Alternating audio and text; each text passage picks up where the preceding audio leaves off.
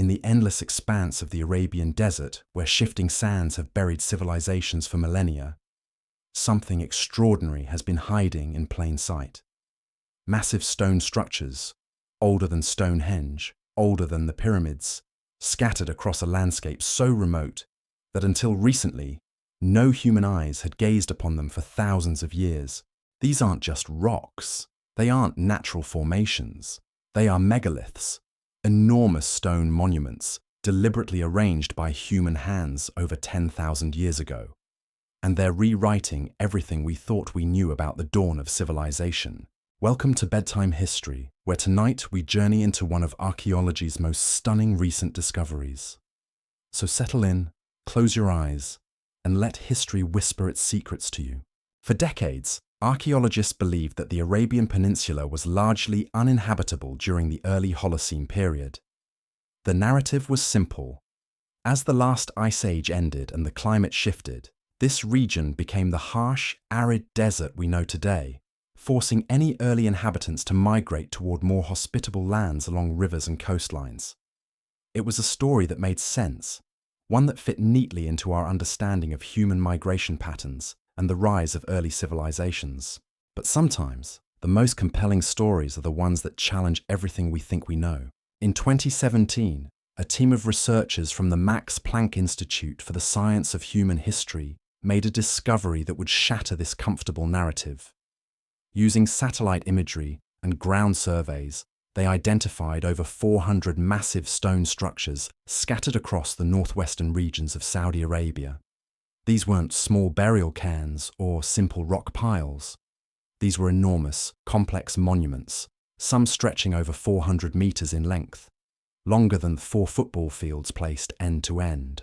The locals called them mustatils, from the Arabic word for rectangle, but that simple name hardly captures the magnitude of what had been found. These structures represent the earliest known large-scale monuments built by humans anywhere in the world. They predate Stonehenge by over 5,000 years. They were already ancient when the first stones were laid for the Great Pyramid of Giza, and yet, for 10 millennia, they had remained virtually unknown to the outside world, hidden beneath the sands of one of Earth's most unforgiving landscapes. What makes this discovery even more remarkable is not just the age of these monuments, but their sheer scale and sophistication. The mustatils aren't randomly scattered across the desert. They follow distinct patterns, clustered in specific regions, oriented along precise alignments that suggest a level of planning and coordination that challenges our understanding of Neolithic societies in this part of the world. Each mustatil follows a similar basic design: long, low stone walls forming rectangular enclosures, with what appear to be ritual platforms or chambers at one end. But within this template lies incredible variation. Some are simple, elegant structures. Others are complex, multi-chambered monuments that must have required the coordinated effort of hundreds of people to construct. The implications are staggering. These monuments suggest that far from being empty wasteland, the Arabian Desert was once home to sophisticated societies capable of organizing massive construction projects. They had the social structures, the technological knowledge, and the sheer determination to move thousands of tons of stone across difficult terrain to create monuments that would endure for 10,000 years. But perhaps most intriguingly, these structures seem to have served no obvious practical purpose. They weren't homes.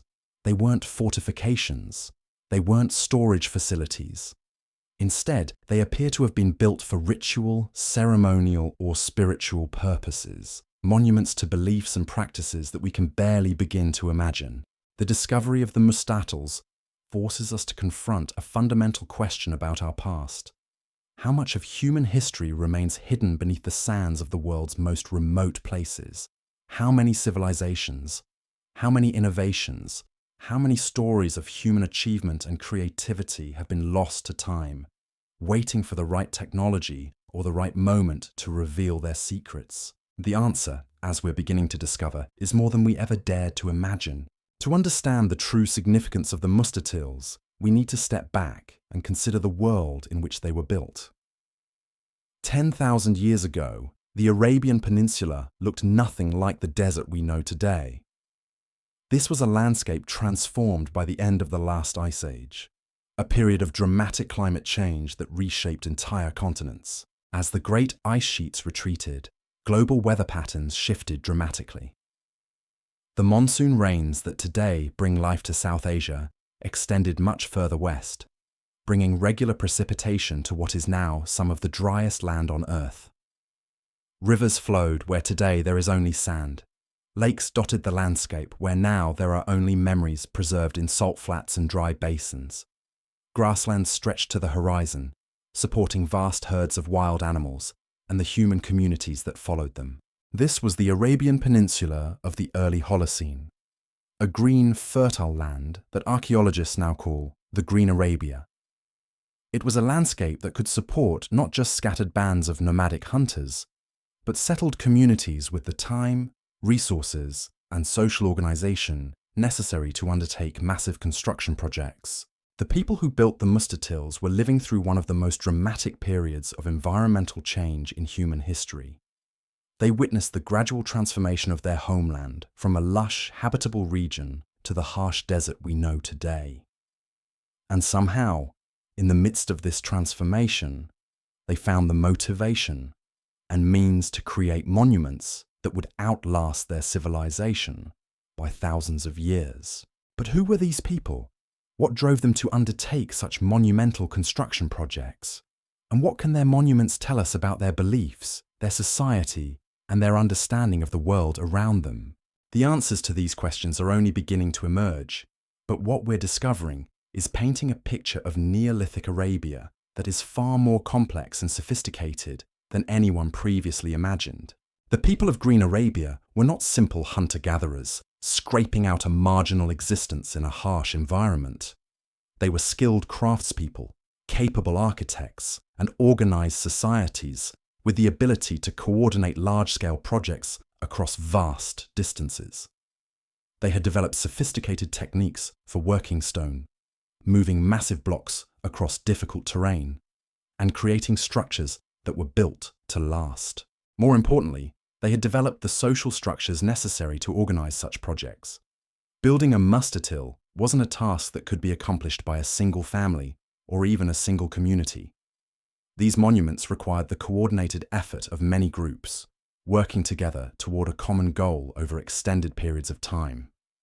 They suggest the existence of complex social hierarchies, specialized roles, and shared belief systems that could motivate people to contribute their labor to projects that might take years or even decades to complete. The orientation and placement of the mustatils also suggest sophisticated knowledge of astronomy and geography. Many of the structures are aligned along specific compass directions, and their placement across the landscape follows patterns that seem to reflect careful planning and surveying. This indicates that their builders had developed mathematical and engineering skills that we typically associate with much later civilizations. But perhaps most intriguingly, the mustatils appear to have been connected to elaborate ritual practices involving the sacrifice and ceremonial burial of wild animals. Excavations at several sites have revealed the remains of cattle, gazelles, and other animals, carefully arranged within the structures in ways that suggest complex religious or ceremonial purposes. These animal remains provide tantalizing clues about the beliefs and practices of the people who built the mustatils. They suggest societies with sophisticated spiritual systems, elaborate ritual practices, and complex relationships with the natural world around them. The choice of animals, the manner of their placement, and the context in which they were found all point to belief systems that were far from primitive or simple. The more we learn about the mustatils and the people who built them, the more it becomes clear that we are looking at evidence of one of humanity's earliest experiments with monumental architecture, organized religion, and complex society. These structures represent a crucial step in the development of human civilization, a moment when our ancestors began to create permanent markers of their presence in the world, monuments that would outlast their creators and carry their messages across the centuries. But the story of the mustatils is not just about the past. It's also about the present, and about how new technologies are revolutionizing our ability to discover and understand ancient civilizations. The identification of the Megaliths was made possible by advances in satellite imagery and remote sensing technology that allow researchers to survey vast areas of remote terrain without ever setting foot on the ground. High-resolution satellite images can reveal subtle variations in ground cover, elevation, and surface composition that indicate the presence of buried or partially buried structures. This technology is particularly valuable in regions like the Arabian Desert, where extreme climate conditions, political instability, and sheer remoteness make traditional archaeological surveys difficult or impossible. Satellite archaeology allows researchers to identify potential sites from space, prioritize their efforts, and focus their limited resources on the most promising locations. But satellite imagery is just the beginning. Once potential sites are identified, researchers can use a variety of other technologies to study them in greater detail. Ground-penetrating radar can reveal buried structures without disturbing the site. Drone surveys can provide detailed three-dimensional models of monuments and their surrounding landscapes. Advanced dating techniques can determine the age of structures and artifacts with unprecedented precision. The discovery of the Megaliths demonstrates how these new technologies are opening up previously inaccessible chapters of human history.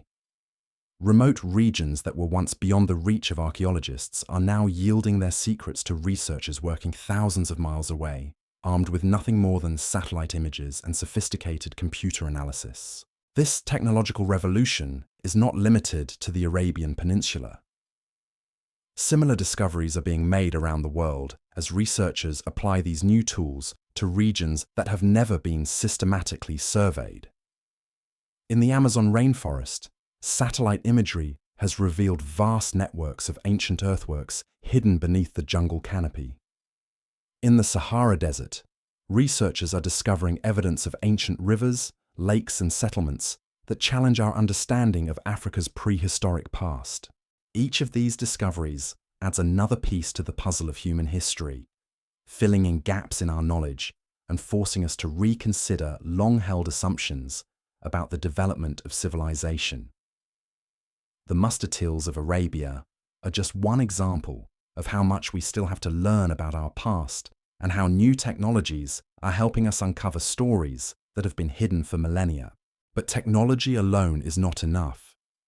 The real breakthrough in understanding the Megaliths has come from combining cutting-edge remote sensing with traditional archaeological methods, careful excavation, detailed analysis of artifacts, and painstaking reconstruction of ancient environments and lifestyles. This combination of old and new approaches is revealing the Megaliths to be far more than simple stone monuments. They are complex cultural artifacts that encode information about the societies that created them, their beliefs, their practices, and their understanding of the world around them. As we continue to study these remarkable structures, we are beginning to piece together a picture of Neolithic Arabia that is far richer and more complex than anyone previously imagined. It's a story of innovation and adaptation, of societies that thrived in a changing environment and left behind monuments that continue to inspire wonder and amazement 10,000 years after their creation. The Megaliths represent more than just ancient architecture. They are testimony to the human drive to create meaning, to build something permanent in a world of constant change, and to leave behind markers of our existence that will outlast our brief time on Earth. In that sense, they connect us directly to our ancient ancestors, reminding us that the fundamental human impulses that drive us today, the need to create, to commemorate, to make our mark on the world, are as old as civilization itself. As researchers began to map the full extent of these ancient monuments, a pattern started to emerge that would challenge every assumption about prehistoric Arabia. The Megaliths weren't scattered randomly across the desert. They formed clusters, connected by what appeared to be ancient pathways, creating a network of sacred sites that stretched across hundreds of miles of now barren landscape. These pathways tell a story of movement, of pilgrimage, of communities traveling vast distances to participate in rituals at these remote monuments. Imagine caravans of people, thousands of years before the first recorded civilizations, making their way across a green and fertile landscape to gather at these stone rectangles.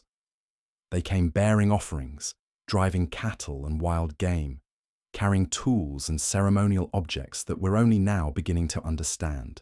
The scale of this network is breathtaking. Some muster tills are connected by stone-lined pathways that extend for miles, creating a web of ritual sites that would have required not just local coordination, but regional cooperation on a scale that archaeologists once believed impossible for Neolithic societies. These weren't isolated communities building monuments for themselves. This was a civilization-wide undertaking, a shared cultural project that united disparate groups across vast distances. But perhaps the most extraordinary aspect of the muster-till network is what it tells us about the cognitive revolution that was taking place in human society 10,000 years ago. These monuments represent some of the earliest evidence we have of humans thinking symbolically on a massive scale, creating permanent markers of abstract concepts like territory, identity, and spiritual belief. The positioning of the muster tills suggests they were carefully planned to be visible from great distances. Many are built on elevated ground or ridgelines where they would have dominated the landscape, serving as landmarks for travelers and as symbols of the communities that built them. Others are positioned to align with astronomical phenomena, suggesting that their builders had developed sophisticated methods for tracking celestial cycles and incorporating this knowledge into their architectural plans. Within individual muster tills, excavations have revealed evidence of repeated use over centuries, with layers of ritual deposits that show these sites remained active for generations. Animal bones, stone tools, pottery fragments, and other artifacts paint a picture of elaborate ceremonies involving feasting, sacrifice, and communal gathering. These weren't one-time construction projects, but living religious centers that played central roles in the lives of Arabian communities for hundreds of years. The animal remains found at muster-till sites are particularly revealing. They show a deliberate selection of specific species, careful butchering practices, and ritualized disposal of bones and other remains. Cattle bones are especially common, suggesting that these animals held special significance for the muster-till builders. This is remarkable because cattle weren't native to the Arabian Peninsula. They would have been carefully maintained domesticated herds, valuable resources that required significant investment to keep alive in this environment. The decision to sacrifice valuable cattle at these remote monuments tells us something profound about the belief systems of these ancient peoples. They were willing to give up precious resources, to travel great distances, and to invest enormous amounts of time and labor in activities that had no obvious practical benefit. This suggests societies with complex spiritual beliefs, elaborate social hierarchies, and the kind of surplus wealth that allowed communities to devote resources to purely ceremonial purposes. Recent analysis of the stone used in muster-till construction has revealed another layer of complexity. The builders weren't simply using whatever rock was locally available. In many cases, they quarried specific types of stone from distant locations, transporting multi-ton blocks across difficult terrain to incorporate them into their monuments. Some muster-tills contain stone from quarries located dozens of miles away, evidence of trade networks and transportation capabilities that we're only beginning to understand. This selective use of materials suggests that different types of stone held symbolic significance for the muster-till builders.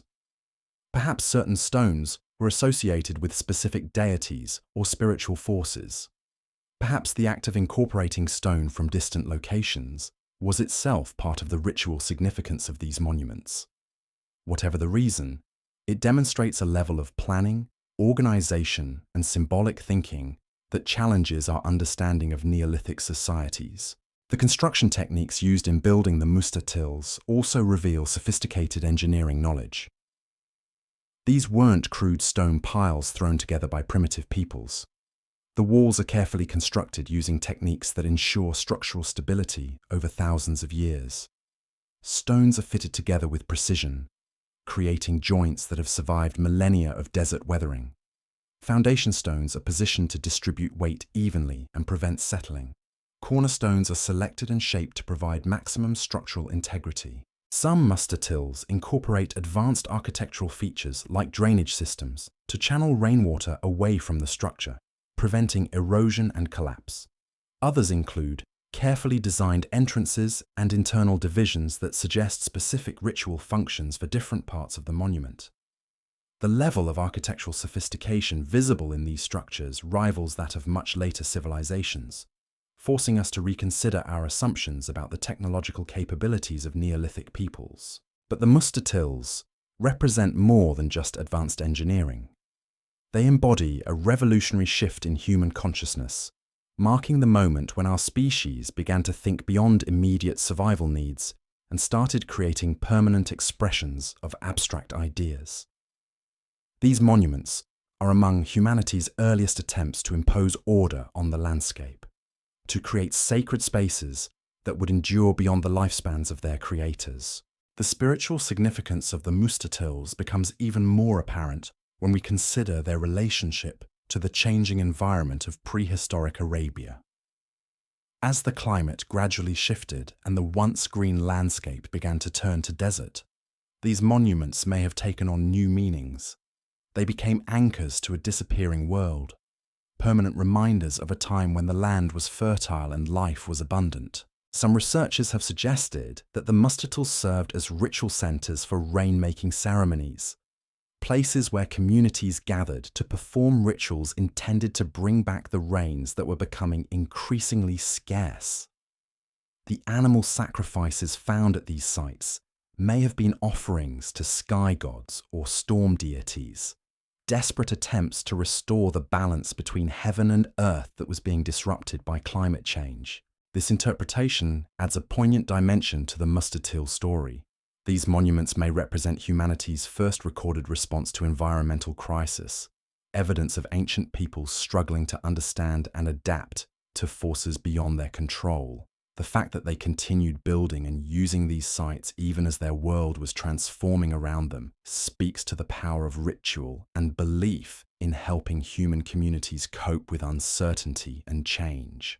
The discovery of the muster tills has also shed new light on the role of the Arabian Peninsula in early human migration patterns. Far from being a barrier that prevented movement between Africa and Eurasia, prehistoric Arabia appears to have been a corridor that facilitated human dispersal during periods of favorable climate.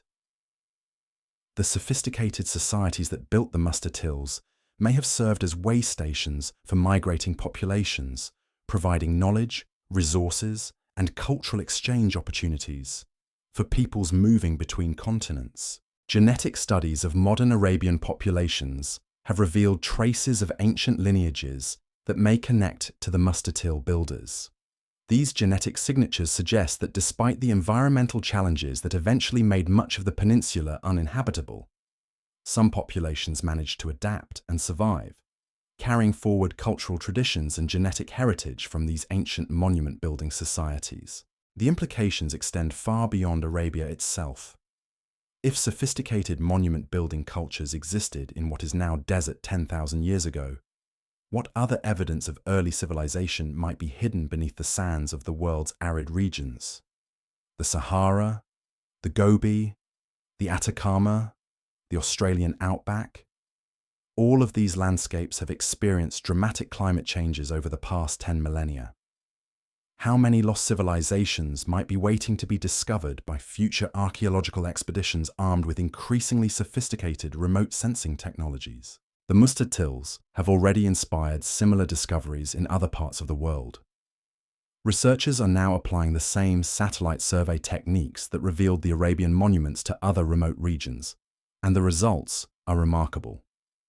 Ancient structures are being identified in the Sahara, in Central Asia, in the Australian interior, and in other locations that were previously considered too remote or inhospitable for systematic archaeological investigation. Each new discovery adds to our understanding of the complex web of prehistoric cultures that existed across the globe during the early Holocene period. The mustatils are part of a much larger story about human creativity, adaptability, and the drive to create meaning through monumental architecture. They remind us that our ancestors were not passive victims of environmental change, but active agents who responded to challenges with innovation, cooperation, and remarkable feats of engineering and artistic expression. As we continue to study these extraordinary monuments, new questions emerge faster than answers. Who were the individuals who conceived these massive projects? What social and political structures allowed communities to coordinate such complex undertakings? How did they develop the technical knowledge necessary to quarry, transport, and position massive stone blocks with such precision? What role did women play in these societies, and how were decisions made about when and where to build new monuments? The mustatils guard their secrets carefully, but each new excavation, each new analysis, each new technological breakthrough brings us closer to understanding the remarkable people who created them. They left us a mystery written in stone, a puzzle that spans millennia, waiting for us to develop the tools and wisdom necessary to decode their message. And perhaps that's the most remarkable thing about the mustatils. They continue to inspire wonder and curiosity 10,000 years after their creation, proving that the human drive to create something larger than ourselves, something that will outlast our brief time on Earth, is one of the most enduring and powerful forces in our species' long journey through time. In the vast silence of the desert night, where stars shine with an intensity unknown to our light-polluted modern world, the mustatils take on an almost otherworldly presence. Standing among these ancient stones under the Arabian sky, one cannot help but feel the weight of 10 millennia pressing down like the darkness itself. These monuments have witnessed the rise and fall of countless civilizations, the birth of writing, the invention of the wheel, the construction of the pyramids, the flowering of classical antiquity, the spread of world religions, and the industrial revolution that transformed human society beyond recognition. Yet they remain silent sentinels in a landscape that has forgotten their purpose. The more researchers study the mustatils, the more complex and sophisticated their design appears. Recent ground-penetrating radar surveys have revealed that many of these monuments extend far deeper into the earth than their surface features suggest. Beneath the visible stone walls lie buried chambers, underground passages, and what appear to be elaborate drainage systems that once channeled precious rainwater into hidden reservoirs. These subsurface features suggest that the mustatils served functions we're only beginning to understand.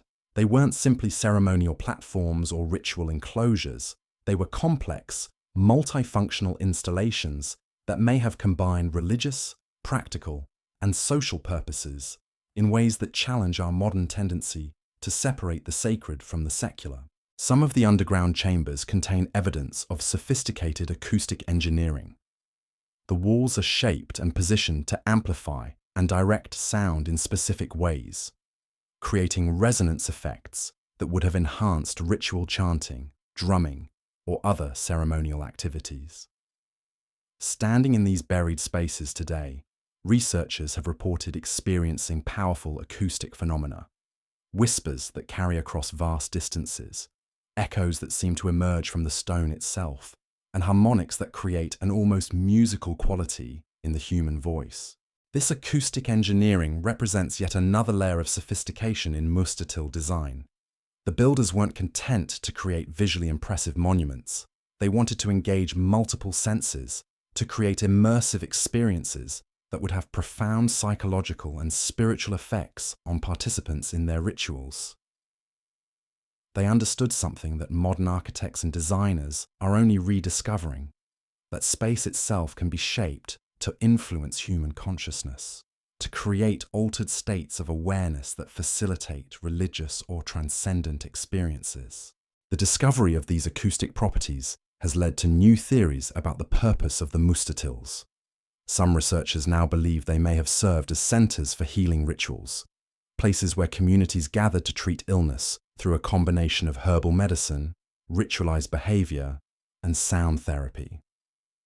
The animal sacrifices found at these sites may have been part of elaborate healing ceremonies, with the blood and organs of sacrificed animals used to create medicinal preparations, while the acoustic properties of the chambers enhanced the psychological effects of the treatment. This interpretation gains support from ethnographic studies of traditional healing practices among modern Arabian populations. Many of these practices involve combinations of herbal medicine, ritual behavior, and sound that bear striking similarities to what may have taken place at the Mustatils thousands of years ago.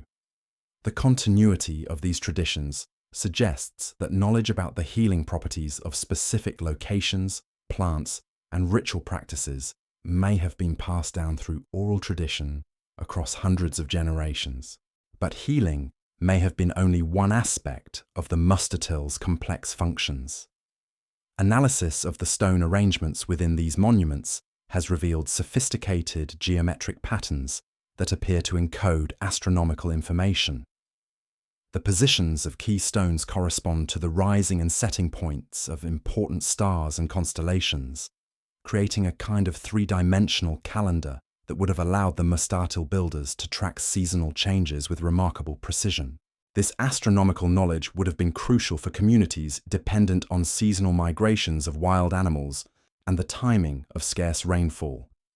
The Mustatils may have served as observatories where specialist astronomer priests tracked celestial cycles and predicted optimal times for hunting, gathering, and ritual activities.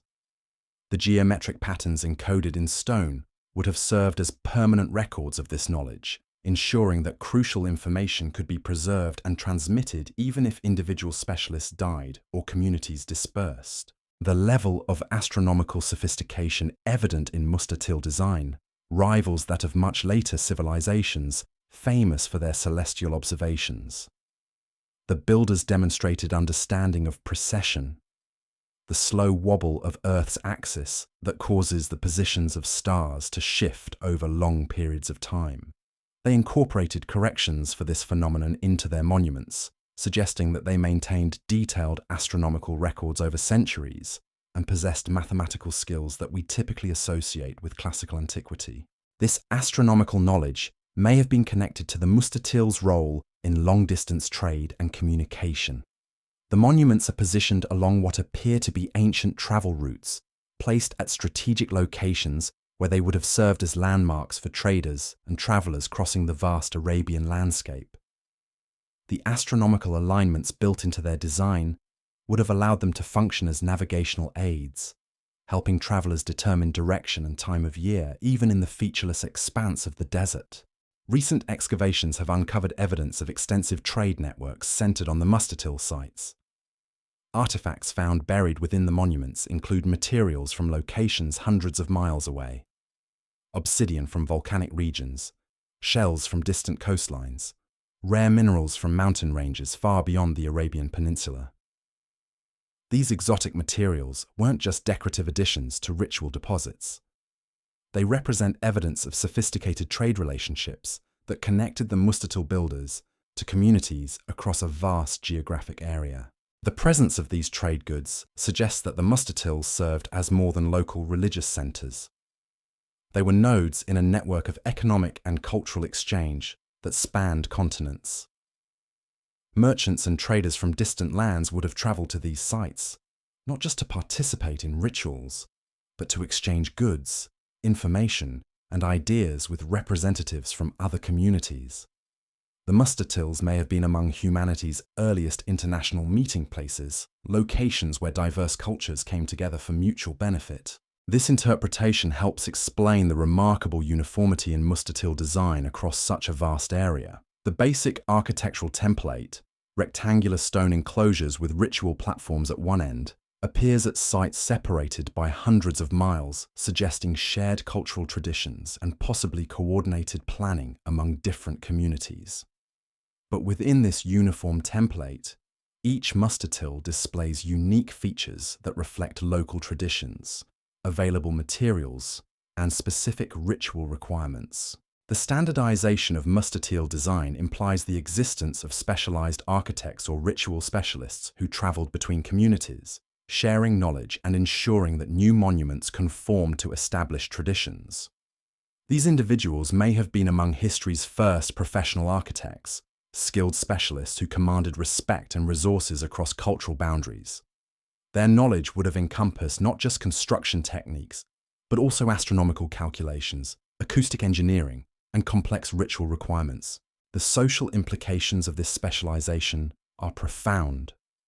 The Mustatil builders had developed forms of social organization sophisticated enough to support full-time specialists, individuals who could dedicate their lives to acquiring and applying complex technical knowledge rather than focusing on basic survival needs. This suggests societies with agricultural surpluses, established trade relationships, and stable political structures that could guarantee the security and support of non-productive specialists. But the Mustatils represent more than just technological achievement or economic success. They embody a revolutionary shift in human consciousness that may be even more significant than the development of agriculture or the invention of writing. For the first time in human history, communities were investing enormous resources in creating permanent monuments to abstract concepts: territory, identity, spiritual belief, and collective memory. This shift represents the birth of what we might call historical consciousness, the understanding that human actions have consequences that extend far beyond individual lifespans. The Mustatil builders were thinking in terms of generations, creating monuments that would serve their descendants', preserving knowledge and ritual practices for communities that had not yet been born. This long-term thinking required fundamental changes in how human societies organize themselves. Instead of focusing solely on immediate survival needs, communities had to develop institutions capable of maintaining continuity across generations. They needed systems for training specialists, preserving knowledge, and ensuring that complex projects could be completed, even if key individuals died or disappeared. The Mustatils thus represent one of humanity's earliest experiments with institutional thinking, the development of social structures designed to outlast the individuals who created them. This innovation would prove to be one of the most important developments in human history, laying the foundation for everything from organized religion and formal education to scientific research and democratic government. Yet for all their sophistication and historical significance, the Mustatils remained hidden from the modern world until very recently. Their discovery is a reminder of how much we still don't know about our own past. How many chapters of human history remain unwritten because the evidence lies buried beneath landscapes we've never thought to explore. The Arabian Peninsula covers over 3 million square kilometers, much of it still unexplored by archaeologists. If 400 Mustatils could remain hidden in the small portion of this vast region that has been surveyed, how many more monuments might be waiting to be discovered? How many other sophisticated ancient cultures might have left their mark on landscapes we've dismissed as empty or uninhabitable? The implications extend far beyond Arabia. Every desert, every remote mountain range, every inaccessible wilderness area on Earth might be hiding evidence of human cultures we never knew existed. The development of satellite archaeology and other remote sensing technologies is only beginning to reveal the true scope of human achievement in prehistoric times. As we continue to explore these hidden chapters of human history, the Mustatils serve as both inspiration and warning.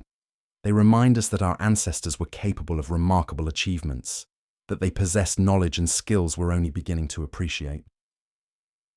But they also remind us how fragile human civilization can be, how quickly sophisticated cultures can disappear when environmental or social conditions change.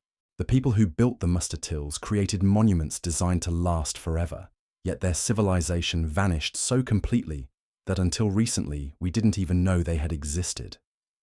Their story is a testament to human creativity and ambition, but also a sobering reminder of our species' vulnerability to forces beyond our control. In our current age of rapid environmental change and social upheaval, the Mustatils offer both hope and caution.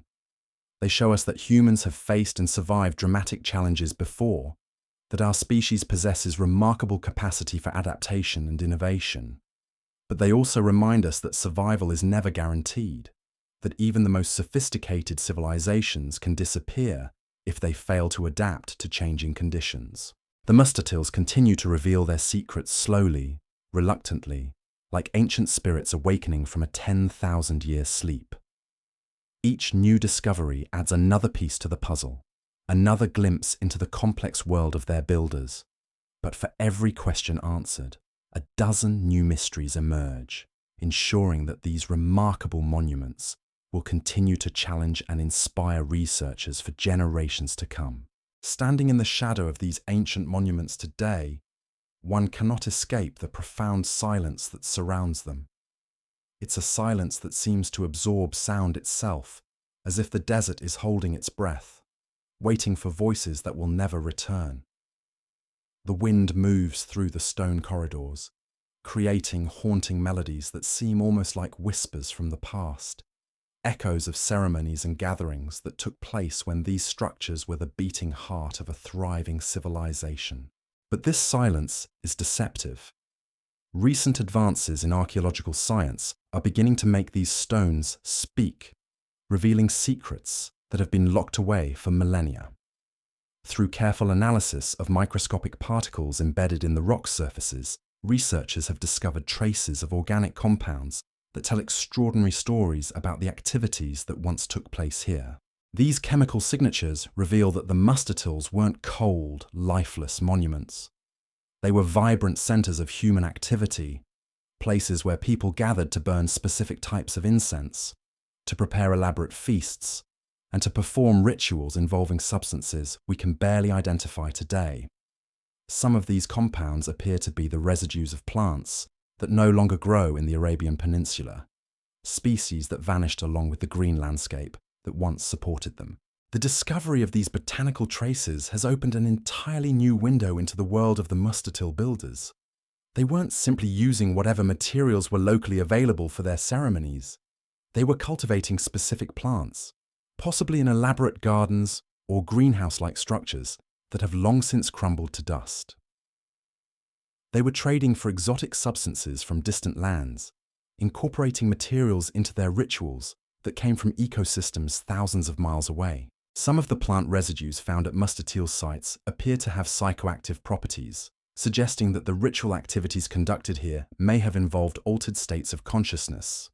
The combination of acoustic engineering, astronomical alignments, and consciousness-altering substances would have created extraordinarily powerful ceremonial experiences, events that participants would have remembered for the rest of their lives. This discovery adds yet another layer to our understanding of Mustartil sophistication.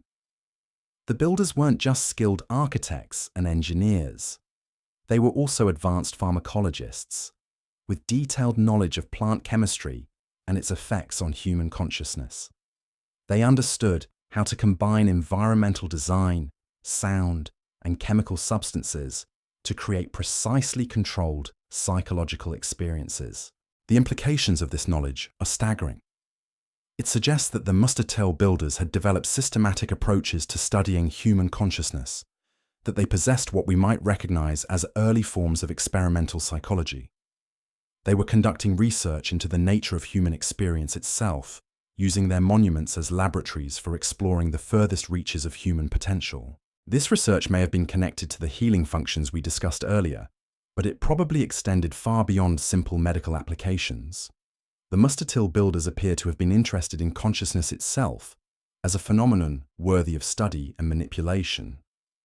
They were exploring questions about the nature of reality, the relationship between mind and matter, and the possibility of transcending ordinary human limitations through ritual practice. Such sophisticated understanding of consciousness and its alteration would have given the Mustartil builders tremendous social and political power. In societies where most people lived close to subsistence level, the ability to provide transcendent experiences, to offer glimpses of otherworldly realms, would have been invaluable. The specialists who controlled access to these experiences would have occupied positions of enormous influence and authority. This power dynamic helps explain the massive investment of resources that went into Mustartil construction. These weren't just religious monuments or astronomical observatories. They were sophisticated technologies for consciousness manipulation, tools that allowed their operators to maintain social control through the provision of extraordinary psychological experiences. But the Mustard Hill builders appear to have been interested in more than just social control. Analysis of the geometric patterns incorporated into their monuments reveals mathematical relationships that seem to encode information about natural phenomena in ways that go far beyond simple astronomical observation. Some of these patterns appear to represent early attempts at what we might recognize as scientific modeling, mathematical descriptions of natural processes that wouldn't be formally developed by human civilization for thousands of years.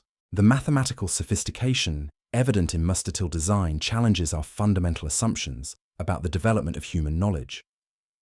We tend to think of mathematics as a relatively recent human achievement, something that emerged along with writing and formal education in the great civilizations of antiquity. But the Mustard Hills suggest that mathematical thinking may be much older than we realized, that prehistoric peoples were capable of abstract mathematical reasoning at levels that rival modern achievements. Some of the geometric relationships encoded in Mustard Hill architecture appear to describe the orbital mechanics of planetary motion, the mathematical principles underlying acoustic resonance, and even what might be early versions of calculus-like concepts for describing rates of change in natural phenomena.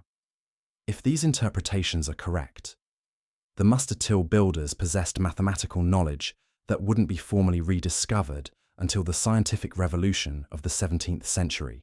This mathematical sophistication wasn't purely abstract or theoretical.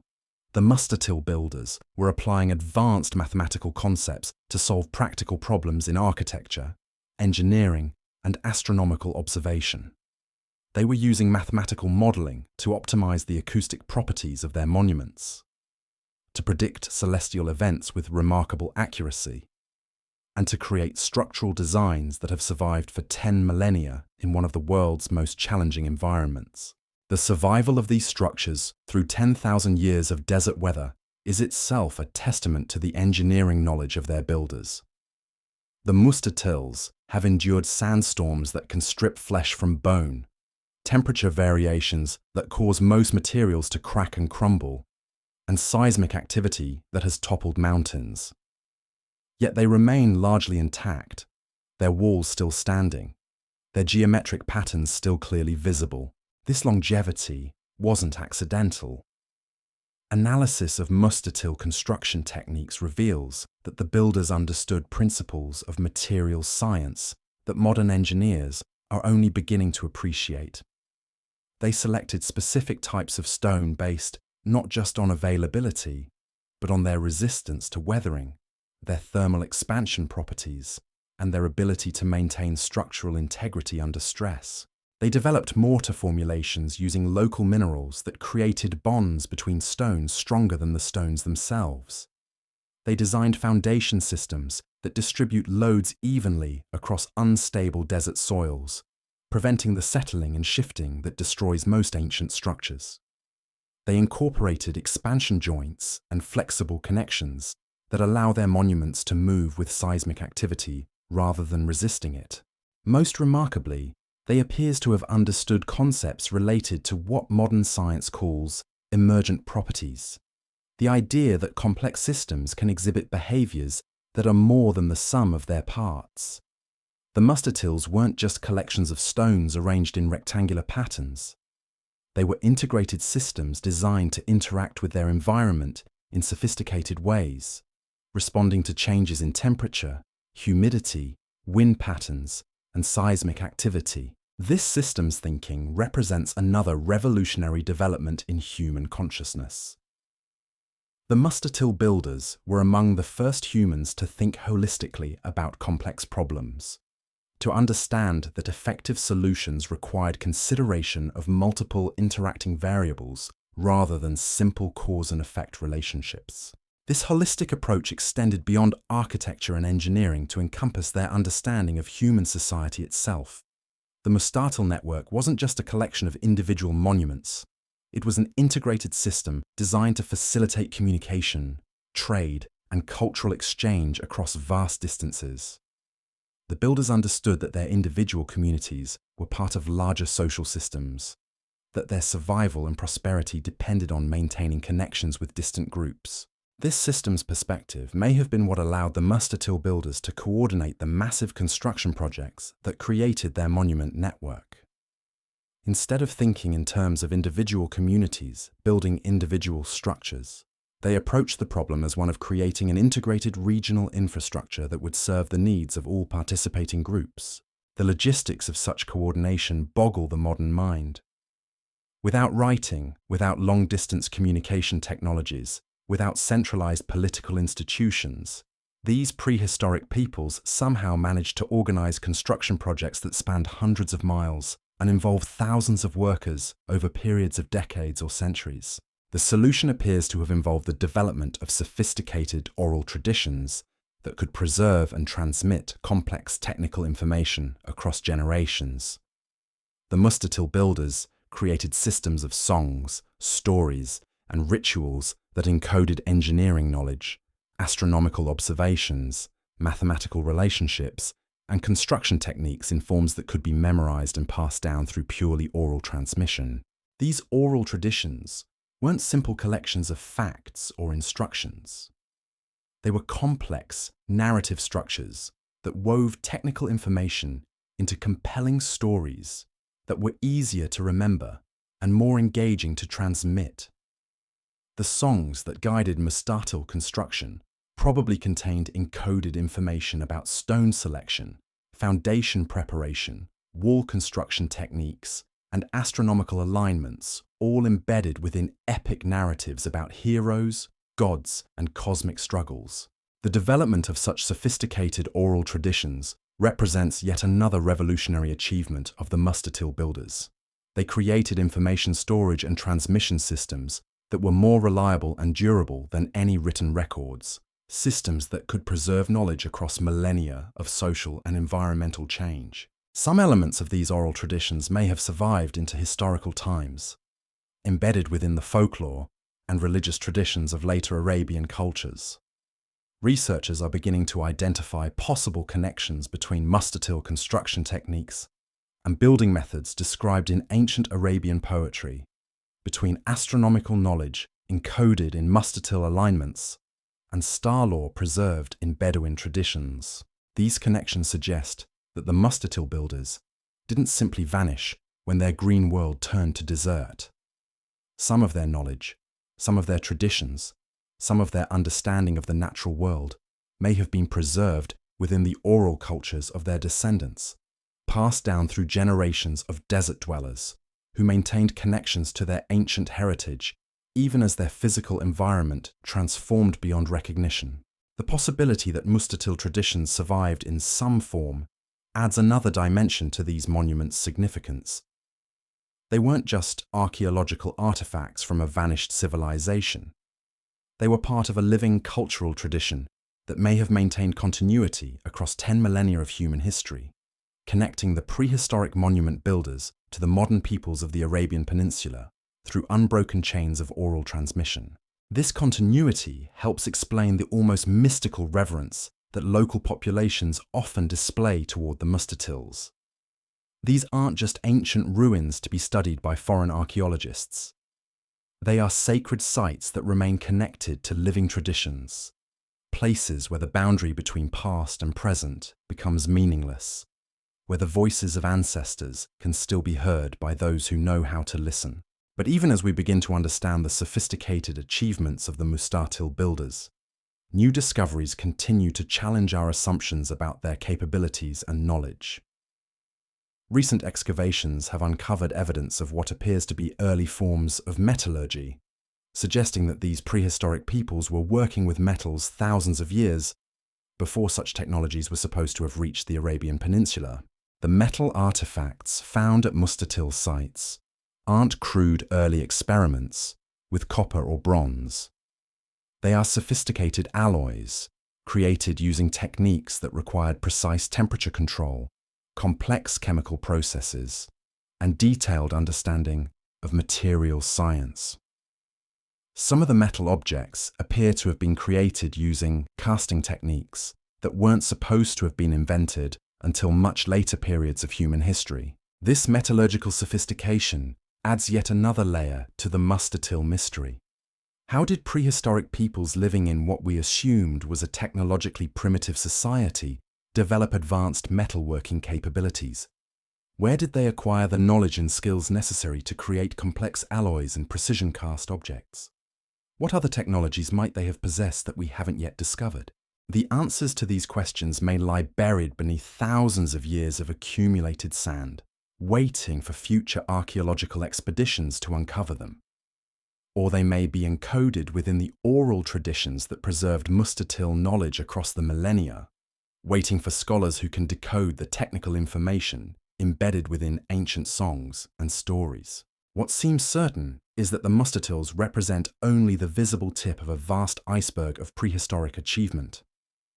For every monument that has survived the millennia, dozens of others may have been destroyed by erosion, buried beneath shifting sands, or simply overlooked by researchers focused on more obvious archaeological targets. The systematic survey of the Arabian Peninsula has only just begun. Vast areas of desert remain unexplored, their secrets hidden beneath landscapes that most people consider empty and worthless. But the discovery of the mustard-tills has shown us that these apparently barren regions may be among the richest archaeological territories on Earth, holding evidence of human achievements that could revolutionize our understanding of prehistoric civilization. As satellite technology continues to improve and new remote sensing techniques are developed, we can expect more discoveries that will challenge our assumptions about the capabilities of our prehistoric ancestors. The mustard-tills may be just the beginning of a new chapter in human history, one that reveals our species' capacity for achievement to be far greater and far older than we ever dared to imagine. The silent stones of the Arabian Desert are beginning to speak, and their message is clear. We have only just begun to understand the true scope of human achievement in the deep past. The mustard-tills stand as monuments not just to their builders' skill and vision, but to the endless capacity of human curiosity and creativity to overcome seemingly impossible challenges and create wonders that endure across the ages. In the gathering dusk of the desert evening, as the last light fades from the ancient stones and the first stars begin to appear in the infinite Arabian sky, one cannot help but feel the presence of those long-vanished builders. They were people like us, driven by the same fundamental human impulses that motivate us today: the need to create, to understand, to leave something permanent in a world of constant change. Their monuments remind us that human achievement is not measured in years or decades, but in millennia. The mustard-tills have already outlasted every empire, every religion, every political system that has risen and fallen since their construction. They will likely outlast our own civilization, standing as silent witnesses to human creativity long after our cities have crumbled and our technologies have been forgotten. But perhaps their greatest achievement is not their longevity, but their ability to continue inspiring wonder and curiosity 10,000 years after their creation. They remind us that the human spirit is capable of transcending the limitations of time and space, that the deepest human impulses, to create, to explore, to understand, are truly eternal. The mustard-tills are more than ancient monuments. They are messages from our ancestors, written in stone and time, telling us that we are part of a story far grander and more ancient than we ever imagined. They remind us that human civilization is not a recent development, but an ongoing project that has been tens of thousands of years in the making, and that our own contributions to that project will be judged not by their immediate impact, but by their ability to inspire and guide the humans who will come after us. As we stand beneath the same stars that guided the mustard-till builders, breathing the same desert air that filled their lungs, we become part of their story, inheritors of their vision, carriers of their flame into an uncertain future. The silence of the desert is not empty. It is pregnant with possibility, waiting for the next chapter of human achievement to unfold. In the deep archives of satellite data, Hidden among millions of images of barren landscape lies evidence of something that challenges the very foundation of our understanding about prehistoric human organization. As researchers continue to analyze the vast network of mustatils scattered across the Arabian Peninsula, they're discovering patterns that suggest these ancient peoples possess something even more remarkable than advanced engineering or astronomical knowledge. They had developed what might be the world's first system of territorial management on a continental scale. The arrangement of mustatil clusters isn't random. When plotted on a map, these monuments form precise geometric relationships with each other, creating what appears to be a vast grid system that divides the Arabian Peninsula into distinct zones. Each zone contains multiple mustatil sites, but the spacing between zones follows mathematical ratios that couldn't have occurred by chance. This suggests that the builders were thinking not just about individual monuments or even local networks, but about the management of an entire subcontinent. This territorial organization would have required unprecedented levels of coordination and planning. Someone, or some group, was making decisions about land use, resource allocation, and monument placement across distances that would have taken months to traverse on foot. They were thinking in terms of geography on a scale that rivals modern nation-states, yet they accomplished this coordination without any of the technologies we consider essential for managing large territories. The implications are staggering. We're looking at evidence of what might be humanity's first experiment with regional government, a system that could coordinate the activities of dozens of separate communities across hundreds of thousands of square miles. This wasn't tribal organization or even city-state level politics. This was something approaching what we might recognize as early state formation, but occurring thousands of years before such developments were supposed to be possible. The evidence for this territorial management system extends beyond the positioning of the monuments themselves.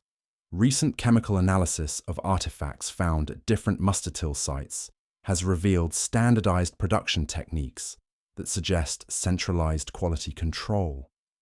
Pottery found at sites hundreds of miles apart shows identical firing techniques, identical clay preparation methods, and identical decorative styles. Stone tools display uniform manufacturing standards that could only have been achieved through systematic training programs. This standardization indicates that the mustatil builders had developed systems for training craftspeople, for maintaining quality standards across vast distances, and for ensuring that products met specifications regardless of where they were manufactured. Such systems require administrative structures, record-keeping methods, and enforcement mechanisms that we typically associate with much later civilizations. But perhaps most remarkably, this standardization appears to have been voluntary rather than imposed. There's no evidence of military conquest or centralized authority forcing uniformity on reluctant populations. Instead, the patterns suggest that communities chose to adopt common standards, to participate in shared systems, and to subordinate local preferences to regional coordination. This implies a level of social sophistication that challenges our most basic assumptions about prehistoric human psychology. The ability to voluntarily coordinate behavior across such vast scales requires shared ideologies powerful enough to override immediate self-interest. It requires trust systems that can function across cultural and linguistic boundaries. Most importantly, it requires shared visions of the future that can motivate present sacrifice for long-term benefits that might not be realized for generations. The development of such sophisticated social technologies represents a quantum leap in human consciousness. The mustatil builders weren't just thinking about their own communities or even their own lifetimes.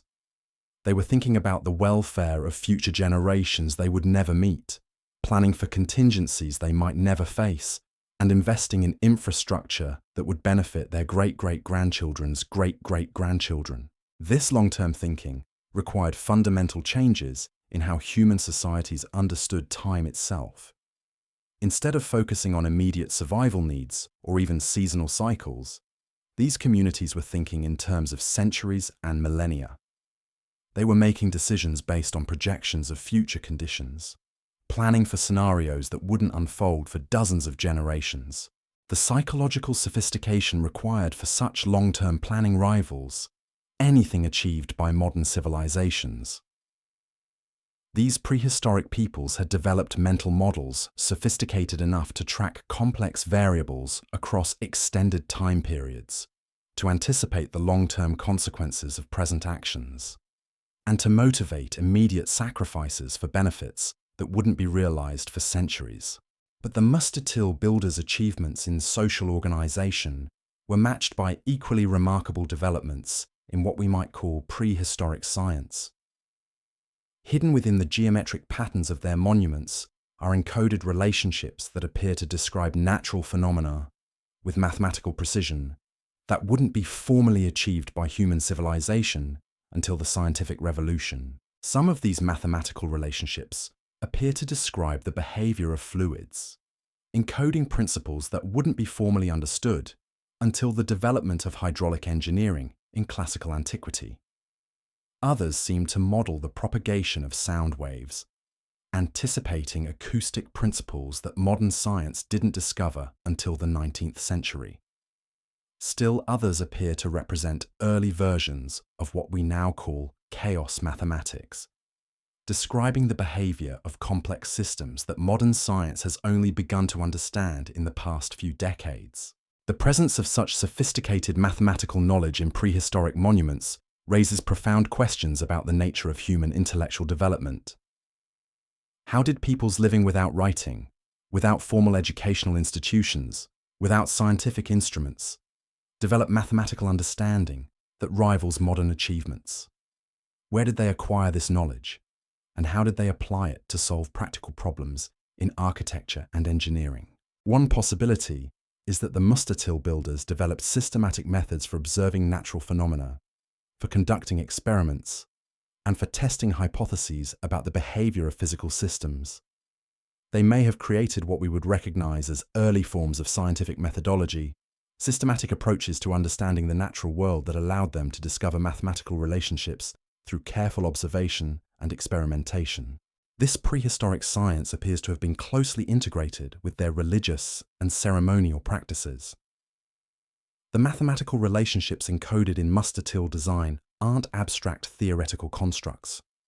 They're practical applications of natural principles, used to create structures that interact with their environment in precisely controlled ways. The builders understood that mathematics wasn't separate from spirituality or daily life. It was the underlying language of reality itself. This integration of scientific and spiritual thinking represents another revolutionary development in human consciousness. The Mustatil builders had transcended the artificial boundaries that modern cultures create between rational and intuitive knowledge, between scientific and religious understanding.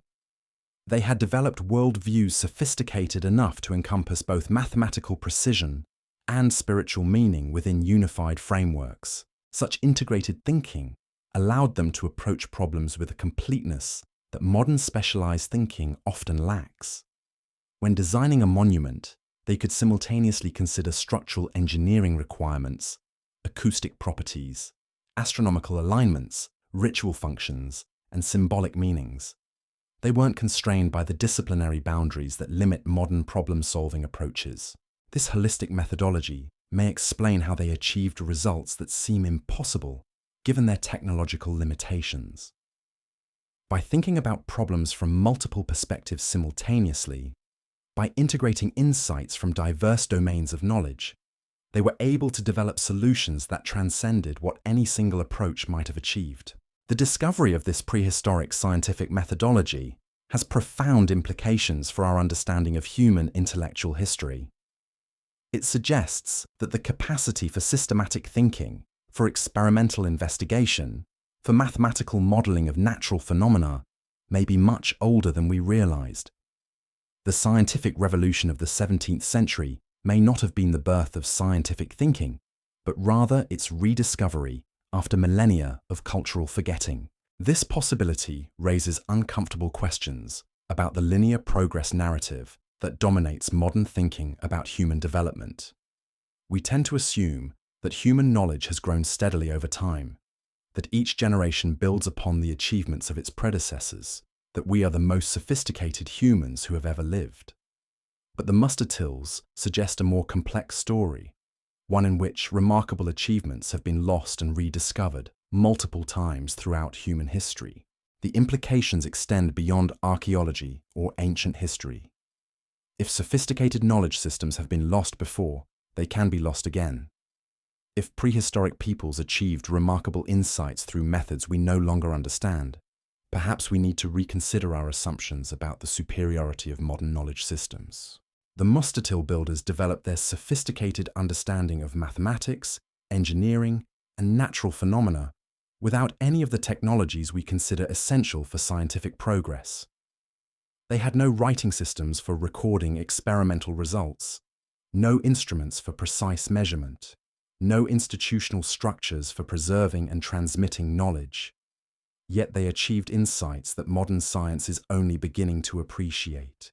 This suggests that human intellectual capacity may be far greater than our current educational and scientific institutions allow us to realize.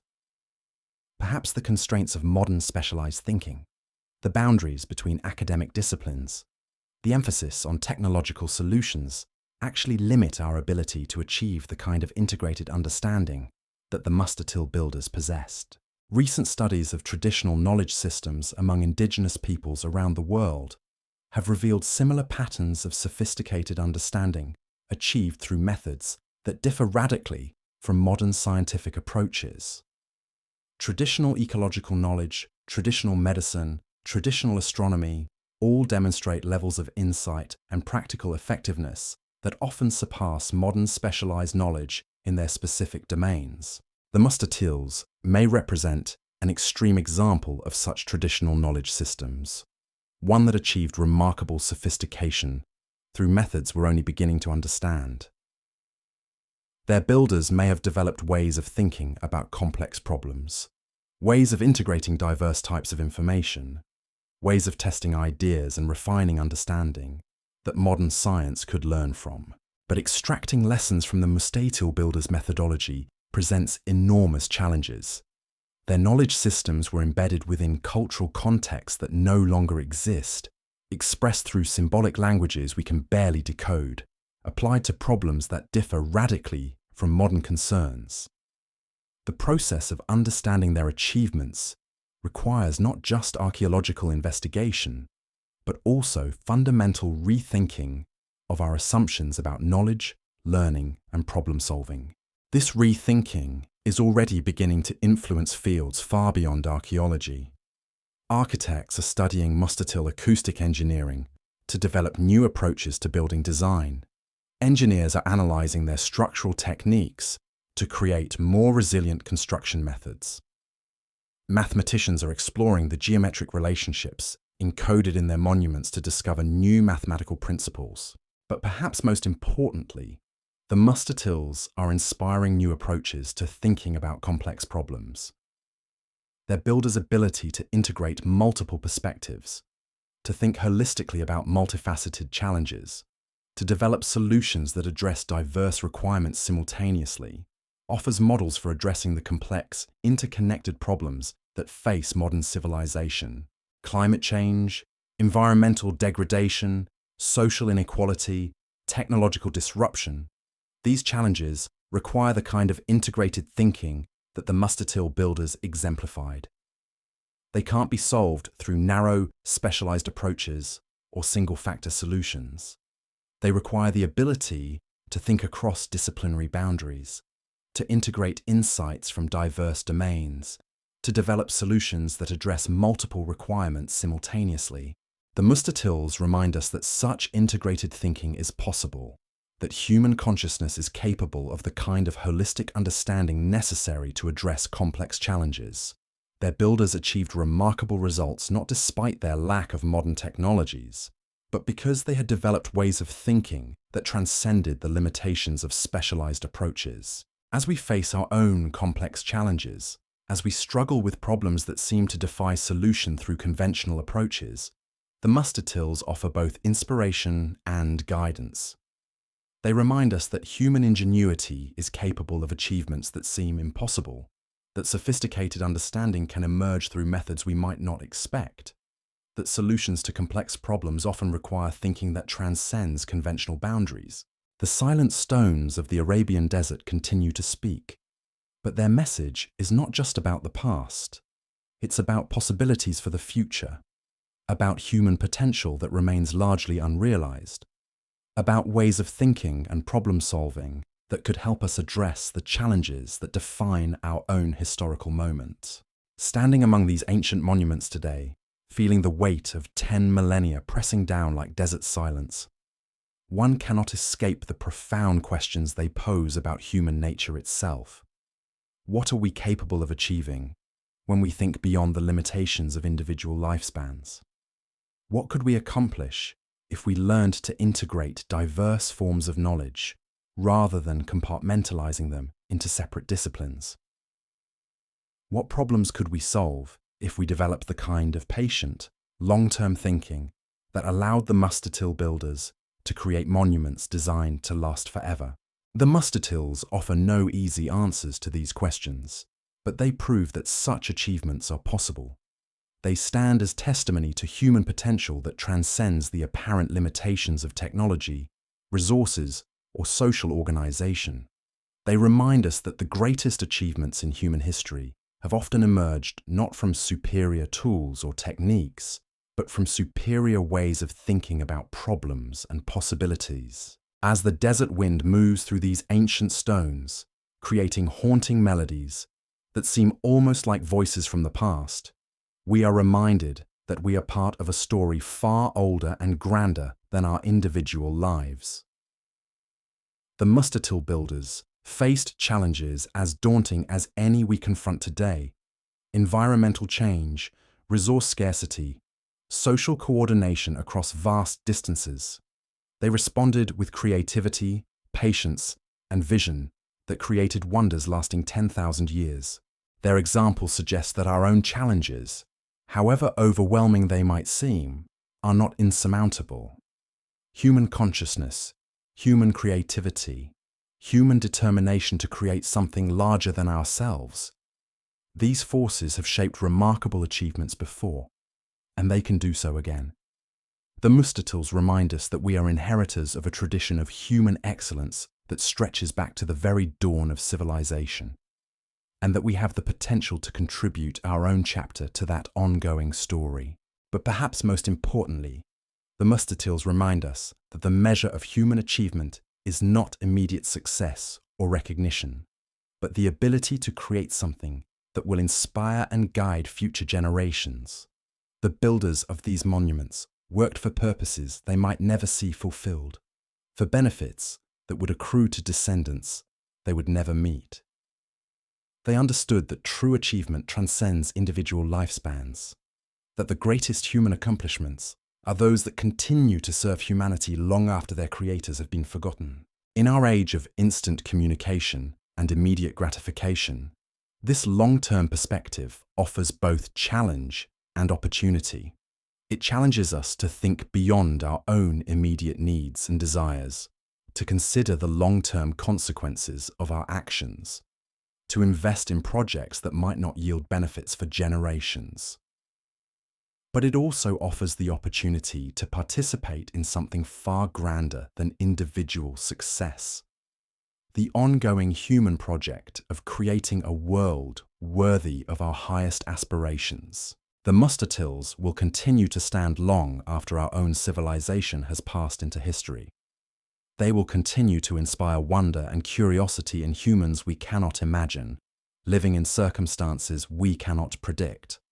They remind us that our own contributions to human achievement will be judged not by their immediate impact, but by their ability to serve and inspire future generations who will face challenges we cannot foresee. As the stars emerge in the infinite Arabian sky, the same stars that guided the Mustartill builders in their work, we are reminded that we share more than just planetary real estate with these ancient peoples. We share the fundamental human impulse to create meaning, to build something permanent in a world of constant change, to leave the world better than we found it. The Mustatils stand as proof that this impulse, properly channeled and sustained over time, can create wonders that transcend the apparent limitations of human life. Their silent stones continue to whisper across the millennia, carrying messages of hope and possibility from our ancestors to ourselves and beyond. They remind us that human achievement is not constrained by the technologies available to us, but by the scope of our vision and the depth of our commitment to ideals larger than ourselves. They challenge us to think bigger, to plan longer, to create more boldly than we might have thought possible. In the gathering darkness of the desert night, surrounded by monuments that have outlasted empires and will outlast us, we become part of their story, inheritors of their vision, carriers of their flame into an uncertain but unlimited future. The Mustatils remind us that we are not just individuals struggling through brief lives, but participants in an ongoing human adventure that began long before us and will continue long after we are gone. Their greatest gift to us is not the specific knowledge encoded in their stones, but the reminder that human potential is far greater than we typically dare to imagine. They prove that with vision, patience, and commitment to ideals larger than ourselves, we can create wonders that will inspire and guide humanity for thousands of years to come. The question they pose to us is simple but profound. What will we build that will still be standing 10,000 years from now? The question haunts researchers as they stand among these silent monuments, feeling the weight of centuries pressing down through the star-filled Arabian night. What drove these ancient peoples to invest so much effort in creating structures that served no obvious practical purpose? What beliefs, what visions, what understanding of their place in the cosmic order motivated them to drag massive stones across harsh terrain, to build monuments they knew would outlast their own civilization? The answer may lie not in the stones themselves, but in the spaces between them, in the careful positioning that creates sight lines across vast distances, in the geometric relationships that connect individual monuments into a larger pattern, in the subtle orientations that align these structures with celestial phenomena that occur only once in human lifetimes. Recent analysis has revealed that many Mustatils are positioned to frame specific views of the horizon, creating windows through which ancient observers could track the movements of particular stars or constellations. But these aren't simple astronomical alignments. They're complex observational systems that would have allowed their operators to predict celestial events with remarkable precision, to track long-term cycles that span multiple generations, and to maintain calendrical systems accurate enough to guide agricultural and ceremonial activities across centuries. This astronomical sophistication suggests that the Mustatil builders possessed what we might recognize as early forms of scientific methodology. They were conducting systematic observations, recording data across extended time periods, and using mathematical analysis to identify patterns and make predictions. They had developed what amounts to prehistoric observatories, installations designed not just for religious ceremony, but for the systematic study of natural phenomena. But their interest in celestial mechanics extended beyond practical applications. The geometric relationships built into Mustatil design encode mathematical principles that seem to reflect a sophisticated understanding of the fundamental structures underlying physical reality. Some of these patterns appear to describe the behavior of light, encoding optical principles that wouldn't be formally understood until the development of modern physics. Others seem to model the propagation of gravitational effects, anticipating insights that modern science has only achieved through advanced mathematical techniques. The presence of such sophisticated theoretical knowledge in prehistoric monuments challenges our most basic assumptions about the development of human understanding. How did peoples living without writing, without formal institutions of learning, without scientific instruments, develop insights into the fundamental nature of physical reality that rival modern achievements? What methods did they use to discover mathematical principles that modern science required centuries to redevelop? One possibility is that the Mustatil builders had access to knowledge systems that we've lost, ways of thinking about natural phenomena, methods for discovering mathematical relationships, approaches to understanding physical reality that differ radically from modern scientific methods, but achieve comparable results. Their monuments may preserve traces of intellectual traditions that were far more sophisticated than we've previously imagined possible for prehistoric peoples. This lost knowledge may have been encoded not just in the geometric patterns of the monuments themselves, but in the oral traditions that guided their construction and use. The songs, stories, and ritual practices associated with these sites may have contained detailed technical information, mathematical relationships, and theoretical insights embedded within narrative structures designed to preserve complex knowledge across generations without written records. The systematic destruction of oral traditions that accompanied the spread of literate civilizations may have eliminated vast bodies of sophisticated knowledge, leaving only fragmentary traces preserved in stone. The Mustatils may be like the last pages of a burned library, containing hints of intellectual achievements whose full scope we can barely imagine. But even these fragmentary traces are beginning to reveal the extraordinary sophistication of their creators. Hidden within the apparently simple geometric patterns of Mustatil design are mathematical relationships that describe complex physical phenomena with precision that rivals modern theoretical physics. The builders understood principles of wave mechanics, of resonance, of harmonic relationships that modern science has only recently discovered. They applied this theoretical knowledge to create structures that interact with their environment in precisely controlled ways. The acoustic properties of Mustatil chambers aren't accidental byproducts of their construction. They're engineered features designed to produce specific sound effects under particular conditions. The thermal properties of the stone walls aren't random characteristics. They're carefully calculated to create controlled temperature variations that would have enhanced the psychological effects of ceremonial activities. Most remarkably, the Mustatils appear to have been designed as integrated systems that respond to multiple environmental variables simultaneously.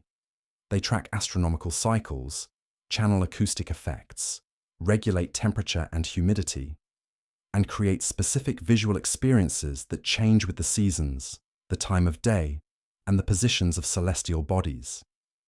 They're not just monuments, they're complex machines designed to create precisely controlled multisensory experiences. The level of systems integration evident in Mustatil design represents another quantum leap in human consciousness.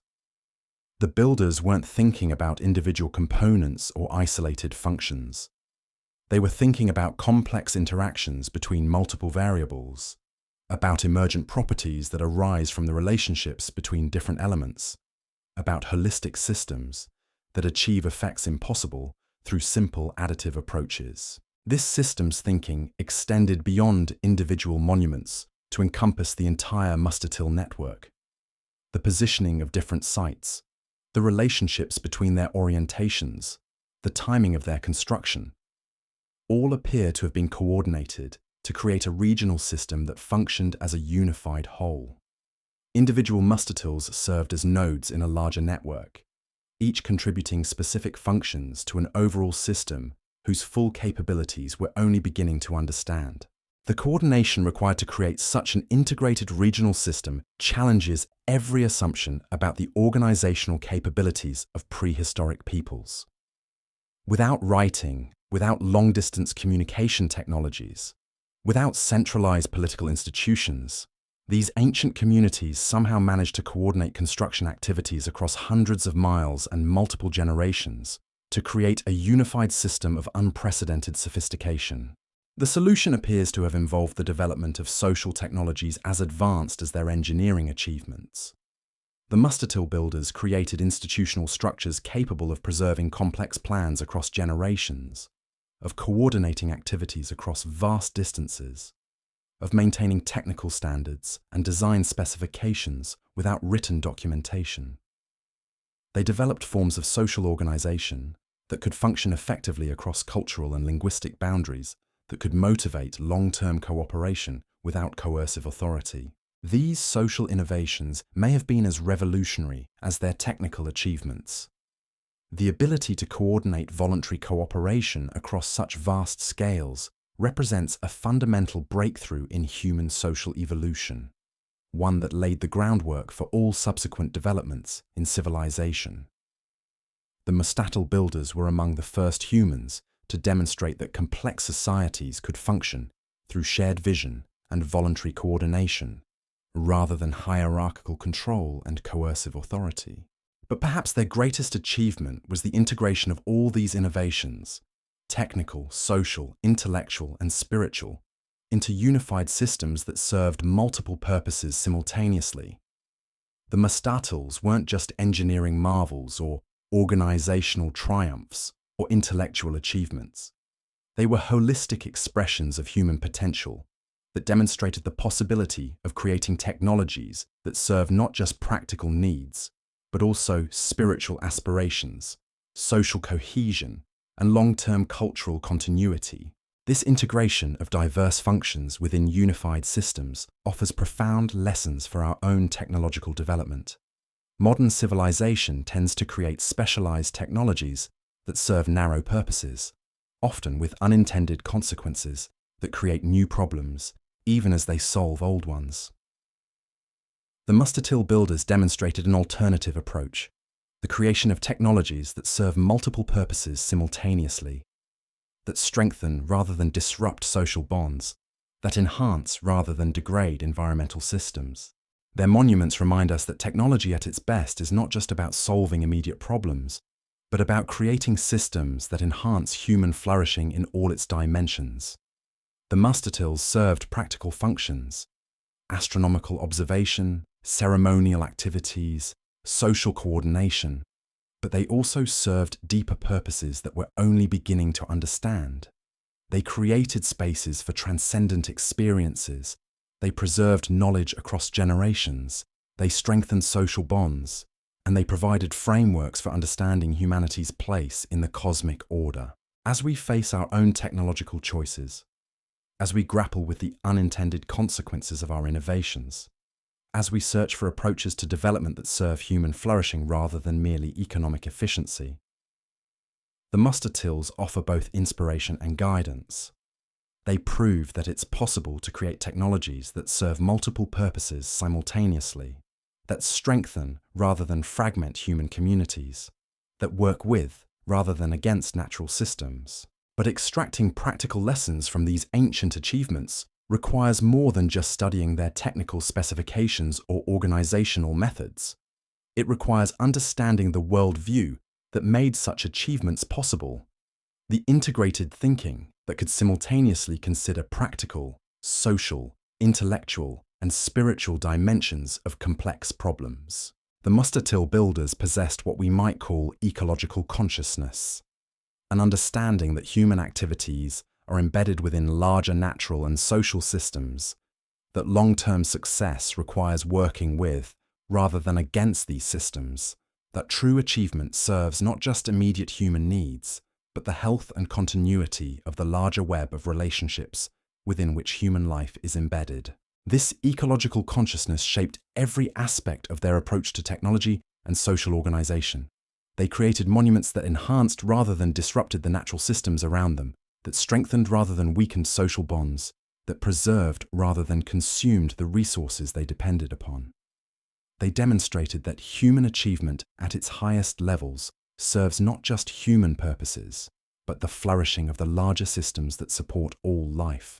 As we stand among these ancient monuments today, feeling the desert wind carry whispers of knowledge from a time beyond memory, we are reminded that we are part of those same systems, inheritors of the same planetary heritage, faced with similar challenges of creating technologies and social structures that can sustain human flourishing across generations. The Mustatils challenge us to think beyond the narrow constraints of immediate problems and specialized solutions. They invite us to consider what we might achieve if we could recover the integrated thinking that allowed their builders to create wonders that have endured for 10 millennia. They remind us that human potential extends far beyond what our current institutions and technologies allow us to realize. But perhaps most importantly, they remind us that the greatest human achievements have always emerged from the integration of practical wisdom and transcendent vision, from the marriage of technical capability and spiritual aspiration. The Mustatil builders created monuments that served immediate practical needs while simultaneously reaching towards something eternal, something that would continue to inspire and guide humanity long after their own civilization had passed into memory. Their example suggests that our own greatest achievements will emerge not from the pursuit of narrow technical solutions or short-term economic gains, but from the integration of practical capability with larger vision, from the creation of technologies and social structures that serve not just immediate human needs, but the long-term flourishing of human consciousness and the planetary systems that support all life. As the desert night deepens around these ancient stones, as the same stars that guided their builders emerge in the infinite Arabian sky, we are invited to participate in their ongoing story, to become inheritors of their vision, carriers of their flame into an uncertain but unlimited future. The Mustatils remind us that we are not just individuals struggling through brief lives, but participants in an ongoing human adventure that began long before us and will continue long after we are gone. Their greatest gift to us is not the specific technologies they developed or the particular solutions they created, but the demonstration that human consciousness is capable of achievements that transcend the apparent limitations of individual lifespans, available resources, or current understanding. They prove that with integrated thinking, long-term vision, and commitment to ideals larger than ourselves, we can create wonders that will continue to serve and inspire humanity for thousands of years to come. 2. The question they pose to us across 10 millennia of silence is both simple and profound. What will we build that will still be standing when future archaeologists survey the ruins of our own civilization? What technologies will we create that will continue to serve human flourishing long after their original purposes have been forgotten? What vision will guide our efforts to create something worthy of the remarkable heritage we have inherited from our ancient ancestors? In the gathering darkness, surrounded by monuments that have already answered these questions through 10,000 years of silent testimony, we are reminded that the future of human achievement lies not in our tools or techniques, but in our willingness to think as boldly and as integrally as the remarkable people who created these timeless wonders in the heart of the Arabian Desert. The deeper researchers probe into the Mustatil mystery, the more they realize that these monuments may be connected to something far more extraordinary than anyone initially imagined. Recent ground-penetrating radar surveys have detected what appears to be an extensive network of underground chambers and tunnels connecting multiple Mustatil sites across distances of dozens of miles. These subterranean passages weren't carved from solid rock. They follow natural limestone formations that the builders somehow mapped and modified to create a hidden transportation and communication system. The discovery of this underground network has revolutionized our understanding of Mustatil society. What archaeologists initially interpreted as isolated ceremonial sites now appears to be part of an integrated infrastructure that allowed rapid movement of people, goods, and information across the Arabian Peninsula. The builders had created something approaching a prehistoric highway system, hidden beneath the desert floor and accessible only to those who knew the secret entrances concealed within the monuments themselves. But the underground passages serve more than transportation. Analysis of airflow patterns within these tunnels reveals sophisticated ventilation systems that create controlled atmospheric conditions throughout the network. Temperature remains constant year-round.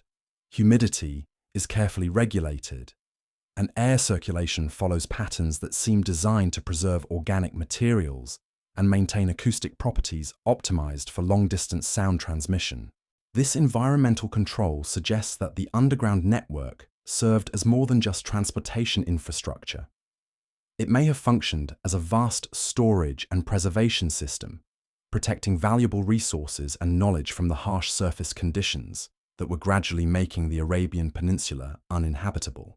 Deep within these controlled chambers, the Mustatil builders could have maintained libraries of organic materials, plant specimens, animal remains, textile samples, even preserved foods that would have decomposed rapidly in the desert environment above. The implications are staggering. If the Mustatil builders developed systematic methods for preserving organic materials in controlled underground environments, they may have created what amounts to the world's first museums, repositories where future generations could study specimens from the Green Arabia period long after those ecosystems had vanished. These underground chambers might contain intact examples of plants and animals that went extinct thousands of years ago, preserved in conditions that would allow modern scientists to extract genetic material and reconstruct entire lost ecosystems. But the preservation systems weren't limited to biological specimens. Recent electromagnetic surveys have detected large metallic objects buried deep within the underground chambers. Objects too regular in shape and too precisely positioned to be natural formations. These metal artifacts appear to be arranged in geometric patterns that mirror the surface arrangements of the Mustatils themselves, suggesting that the underground spaces contain mirror images of the monument network, a hidden world that reflects and amplifies the functions of the visible structures above. The metal objects themselves present another puzzle. Spectroscopic analysis of samples brought up from shallow excavations reveals alloy compositions that don't match any known prehistoric metallurgy. These aren't simple copper or bronze artifacts, but complex multi-element alloys that would have required sophisticated smelting techniques and precise temperature control to create. Some of the alloys contain elements that don't occur naturally in the Arabian Peninsula, suggesting trade relationships or transportation capabilities that extended far beyond what we've previously imagined for Neolithic societies. More intriguingly, some of the metal objects appear to have been designed as components of larger mechanical systems. Careful analysis of their shapes and surface features reveals evidence of wear patterns consistent with moving parts, of connection points designed to interface with other components, of precision manufacturing that suggests they were parts of complex machines rather than simple tools or decorative objects. The possibility that the Mustatil builders possessed advanced mechanical technology challenges every assumption about the development of human civilization. We tend to think of the progression from stone tools to metal implements to complex machinery as a gradual process that took thousands of years to unfold. But the evidence from the Mustatil sites suggests that sophisticated mechanical engineering may have developed much earlier than previously thought, perhaps through routes of technological development that we've never considered.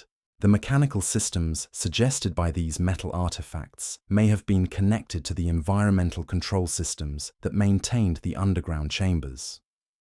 Ancient peoples around the world developed ingenious methods for moving water, regulating temperature, and controlling airflow using purely mechanical means.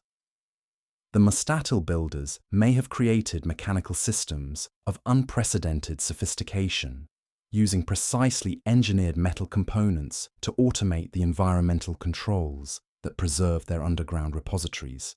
But the most tantalizing possibility is that these mechanical systems served functions we haven't yet imagined. Some of the metal artifacts display geometric patterns that seem to encode mathematical relationships related to acoustic resonance, electromagnetic phenomena, and what appear to be early versions of principles we now associate with quantum mechanics. If these interpretations are correct, the Mustatil builders may have developed technologies that manipulated physical forces in ways that modern science is only beginning to understand. The geometric patterns encoded in the metal artifacts show striking similarities to mathematical relationships that describe the behavior of crystalline structures, the propagation of electromagnetic radiation, and the quantum mechanical properties of matter. These aren't casual resemblances. They're precise mathematical correspondences that suggest deep understanding of physical principles that modern science required sophisticated instrumentation to discover. The possibility that prehistoric peoples possessed advanced understanding of quantum mechanical principles seems almost impossible to accept. Yet the mathematical evidence is difficult to ignore. The geometric patterns found in Mustatil artifacts encode relationships that describe quantum superposition, wave-particle duality, and other phenomena that modern physics has only recently discovered. If these patterns were intentionally created rather than accidental, they suggest levels of theoretical sophistication that challenge our most basic assumptions about the development of human knowledge. But perhaps the most remarkable aspect of the Mustatil mystery is how all these diverse elements, the surface monuments, the underground networks, the preservation systems, the mechanical artifacts, the mathematical relationships, fit together into a unified whole that serve purposes we're only beginning to understand. The builders didn't create isolated technologies or independent systems. They created an integrated infrastructure that combined architecture, engineering, mathematics, biology, chemistry, and physics into something that transcends any single category of human achievement. This integration suggests that the Mustatil builders possessed what we might call systems consciousness, the ability to think about complex problems in terms of multiple interacting variables, to design solutions that serve multiple purposes simultaneously, to create technologies that enhance, rather than disrupt, the natural and social systems they're embedded within. They understood that true technological advancement requires not just technical innovation, but also social innovation, environmental harmony and spiritual meaning. The Mustatils may represent humanity's first experiment with what we might now call sustainable technology, systems designed to serve human needs while strengthening rather than depleting the resources they depend upon. The builders created infrastructure that enhanced the carrying capacity of their environment, that preserved rather than consumed natural resources, that strengthened rather than fragmented social bonds. This sustainable approach to technology development may have been what allowed Mustatil civilization to thrive for centuries, while the environment around them was gradually changing. Instead of fighting against environmental change or trying to maintain unsustainable practices, they adapted their technologies to work within changing conditions, creating systems that could continue functioning even as the world around them transformed. But sustainability alone doesn't explain the remarkable sophistication of Mustatil achievements. Their technologies weren't just environmentally sustainable, they were intellectually and spiritually sophisticated in ways that modern civilization has rarely matched. They created systems that served not just practical needs, but also enhanced human consciousness, that preserved not just resources, but also knowledge, that strengthened not just social bonds, but also connections to larger cosmic patterns. The integration of practical and transcendent purposes within unified technological systems represents another revolutionary development in human consciousness. The Mustatil builders understood that technology at its highest levels serves not just immediate human needs, but also humanity's deepest aspirations for meaning, connection, and transcendence. They created systems that were simultaneously practical tools and spiritual instruments that served both material and metaphysical purposes. This integration of practical and spiritual dimensions within technological systems offers profound lessons for our own relationship with technology. Modern civilization tends to create technologies that serve narrow purposes, often with unintended consequences that create new problems, even as they solve old ones. We've lost the ability to create technologies that serve multiple purposes simultaneously, that enhance rather than fragment human experience, that strengthen rather than weaken our connections to natural and social systems. The Mustatils remind us that technology can be more than just problem-solving tools. At its best, technology can be a means of enhancing human consciousness, of strengthening social bonds, of deepening our understanding of our place in the larger cosmos. The builders demonstrated that it's possible to create systems that serve not just immediate practical needs, but also long-term human flourishing in all its dimensions. But recovering this integrated approach to technology requires more than just studying ancient achievements. It requires fundamental changes in how we think about human needs, about the relationship between individual and collective welfare, about the connections between human activities and larger natural systems. The Mustatil builders possessed worldviews that made their achievements possible, ways of understanding reality that differed profoundly from modern mechanistic thinking. They understood that human consciousness is not separate from natural systems, but embedded within them, that individual welfare depends upon collective welfare, that short-term gains achieved at the expense of long-term sustainability ultimately serve no one's interests. This ecological consciousness shaped every aspect of their approach to technology and social organization, allowing them to create systems that enhanced rather than degraded the larger contexts within which human life unfolds. As we face our own technological choices, as we grapple with the unintended consequences of innovations that serve narrow purposes at the expense of larger systems, the Mustatils offer both inspiration and guidance. They prove that it's possible to create technologies that serve multiple purposes simultaneously, that work with rather than against natural systems, that enhance rather than fragment human communities. But perhaps most importantly, they remind us that the greatest technological achievements have always emerged from the integration of practical capability with transcendent vision, from the marriage of technical sophistication with spiritual aspiration. The Mustatil builders created systems that served immediate practical needs while simultaneously reaching towards something eternal, something that would continue to serve human flourishing long after their original purposes had been transformed or forgotten. Their example suggests that our own most important technological developments will emerge not from the pursuit of narrow solutions to isolated problems, but from the integration of practical innovation with larger vision, from the creation of systems that serve not just immediate human needs, but the long-term flourishing of human consciousness and the planetary systems that support all life. As satellite surveys continue to reveal new Mustatil sites across the Arabian Peninsula, as each discovery adds new layers to our understanding of their builders' achievements, we are reminded that we've only begun to glimpse the true scope of what these remarkable people accomplished.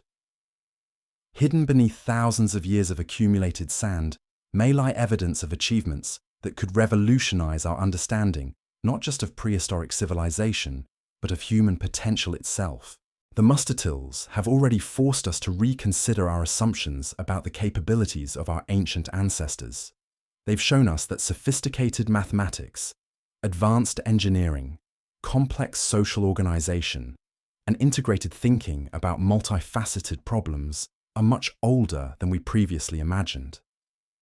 They've demonstrated that human consciousness is capable of achievements that transcend the apparent limitations of available technologies, available resources, or current understanding.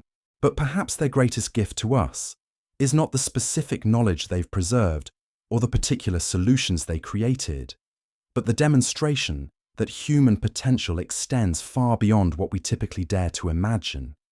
They remind us that we are inheritors of a tradition of human excellence that stretches back to the very dawn of civilization, that we carry within ourselves the same creative capacities that allowed our ancestors to create wonders that have endured for 10 millennia. The question they pose to us across the centuries is both simple and profound. What will we create that will still inspire wonder and curiosity 10,000 years from now? What technologies will we develop that will continue to serve human flourishing long after their original purposes have been forgotten? What vision will guide our efforts to contribute our own chapter to the ongoing human story of creativity, innovation, and transcendence? Standing among these ancient monuments in the gathering darkness of the Arabian night, feeling the weight of 10 millennia pressing down through star-filled silence, we are reminded that we are not just individuals struggling through brief lives, but participants in an ongoing human adventure that began long before us and will continue long after we are gone. The Mustatills invite us to think beyond the constraints of individual lifespans, to consider what we might accomplish if we could recover the integrated thinking and long-term vision that allowed their builders to create timeless wonders in the heart of the desert. As the same stars that guided the Mustatill builders emerge in the infinite Arabian sky, we become part of their story, inheritors of their vision, carriers of their flame into an uncertain but unlimited future. Their silent stones continue to whisper across the millennia, reminding us that human achievement is not constrained by the technologies available to us, but by the scope of our vision and the depth of our commitment to ideals larger than ourselves. The mystery of the 10,000-year-old megaliths in the Arabian Desert is far from solved. Each new discovery raises more questions than it answers. Each new insight reveals greater depths of sophistication than we previously imagined possible. But perhaps that's exactly as it should be. The greatest mysteries are not meant to be solved quickly or easily. They're meant to inspire us, to challenge us, to remind us that the universe still holds wonders beyond our current understanding. The Mustatil stand as permanent invitations to wonder, to curiosity, to the recognition that human potential extends far beyond what we typically dare to imagine.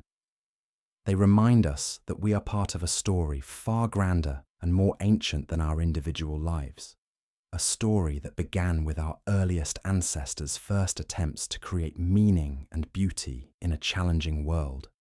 And that will continue as long as humans retain the capacity to dream, to build, and to reach towards something greater than themselves. In the deep silence of the desert night, surrounded by monuments that have outlasted empires and will outlast us, we are reminded that the measure of human achievement is not immediate success or recognition, but the ability to create something that will continue to inspire and guide future generations, long after we ourselves have become part of the silence.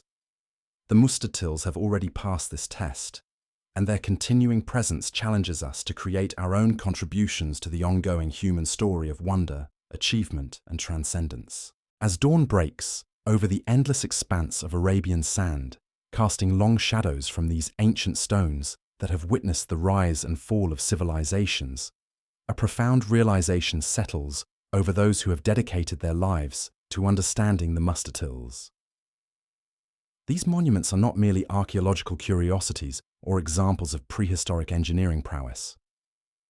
They are something far more significant.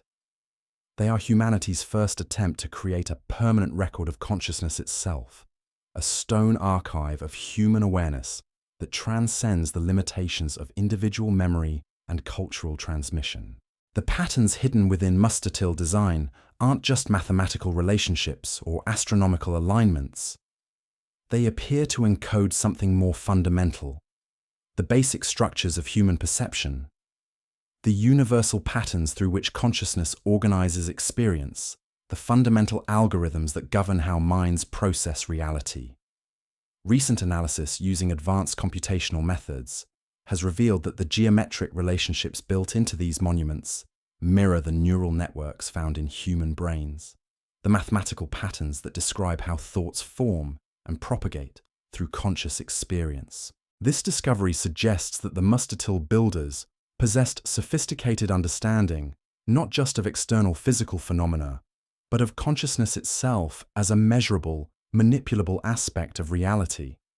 They may have developed what we might recognize as early forms of cognitive science, systematic methods for studying how minds work, how awareness functions, how consciousness can be enhanced and directed through environmental manipulation.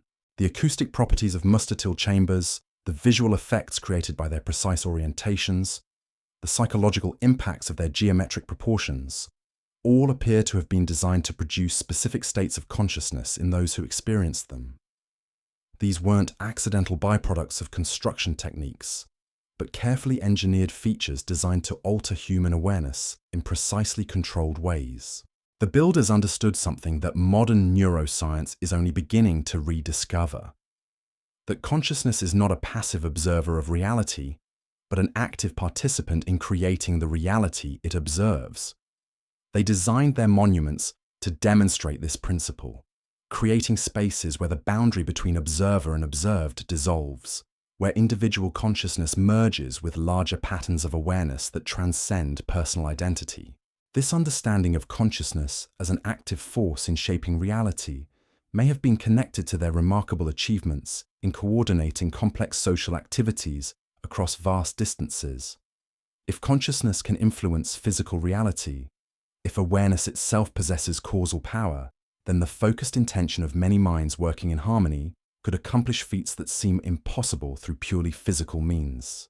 The Mustatil builders may have developed techniques for synchronizing consciousness across multiple individuals, for creating collective mental states that enhance their ability to perceive subtle patterns, to make accurate predictions about complex systems, to coordinate activities with precision that transcends normal human capabilities.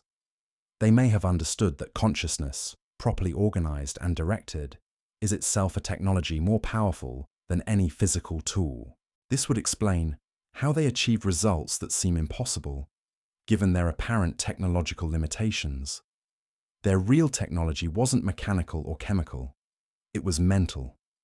They had learned to harness consciousness itself as a tool for manipulating physical reality, for accessing information beyond the reach of ordinary perception, for coordinating activities through means that modern science doesn't yet understand. The geometric patterns encoded in Mustatil design may have served as focusing devices for this consciousness technology, templates that helped synchronize mental states across multiple individuals, algorithms that guided collective awareness towards specific objectives. The mathematical relationships weren't just abstract theoretical constructs. They were practical instructions for organizing consciousness in ways that enhanced its power to influence physical reality. But this consciousness technology wasn't used for personal gain or individual enhancement. The Mustatil builders appear to have understood that consciousness reaches its highest potential only when directed toward purposes that transcend individual interests. Their monuments were designed to facilitate collective experiences that dissolved personal boundaries, that connected individual awareness to larger patterns of meaning and purpose. This dissolution of individual boundaries may have been essential to their ability to think in terms of geological timescales, to plan projects that would serve purposes extending far beyond any single lifetime. When consciousness identifies with patterns larger than personal identity, when awareness recognizes itself as part of processes that transcend individual existence, long-term thinking becomes not just possible, but inevitable. The Mustatil builders may have achieved something that modern civilization struggles to accomplish: the integration of individual consciousness with collective awareness in ways that enhance rather than diminish personal identity. They found methods for connecting personal awareness to larger patterns of meaning without losing the unique perspectives and capabilities that make individual consciousness valuable. This integration of individual and collective consciousness represents another revolutionary development in human evolution. Most social species achieve coordination through hierarchical control systems that suppress individual variation in favor of collective conformity. But the Mustatil builders appear to have developed forms of social organization that enhanced individual capabilities while simultaneously achieving unprecedented levels of collective coordination. Their social technologies may have been as sophisticated as their engineering achievements. They created institutional structures that could preserve complex knowledge across generations, coordinate activities across vast distances, and maintain technical standards without coercive authority. But more remarkably, they did this while enhancing, rather than suppressing, individual creativity and innovation. The evidence suggests that Mustatil society was organized around principles of voluntary cooperation rather than hierarchical control. Individuals participated in collective projects not because they were forced to, but because they recognized that their personal welfare was connected to collective welfare, that their individual consciousness was enhanced rather than diminished by connection to larger patterns of awareness. This form of social organization required fundamental changes in how individuals understood themselves and their relationship to others. Instead of seeing consciousness as a private possession that must be defended against external intrusion, the Mustatil builders understood individual awareness as part of a larger field of consciousness that connects all beings. Personal identity wasn't threatened by collective participation. It was enhanced by recognition of its connections to larger patterns of meaning and purpose. But achieving this integration of individual and collective consciousness required more than just philosophical understanding. It required practical techniques for managing the psychological challenges that arise when personal boundaries become permeable, when individual awareness opens to influences beyond personal control.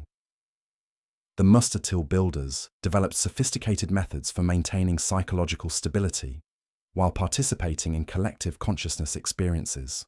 The ritual practices associated with Mustatil ceremonies appear to have included carefully structured processes for preparing individuals to participate safely in collective consciousness states. These weren't casual social gatherings or simple religious observances. They were precisely choreographed psychological operations designed to facilitate controlled dissolution of ego boundaries while maintaining the stability necessary for constructive collective action. The animal sacrifices found at Mustatil sites may have served psychological as well as symbolic functions. The controlled taking of life, the careful handling of blood and organs, the precise disposal of remains, all of these activities would have created powerful psychological experiences that helped participants transcend ordinary consciousness while maintaining connection to the physical reality that grounds human awareness. These ritual technologies weren't primitive superstitions or crude attempts to manipulate supernatural forces. They were sophisticated psychological techniques based on deep understanding of how consciousness functions, how awareness can be expanded and directed, how individual minds can be safely integrated into collective mental processes. The development of such sophisticated consciousness technologies suggests that the Mustatil builders possessed knowledge about the nature of mind and reality that modern science is only beginning to rediscover.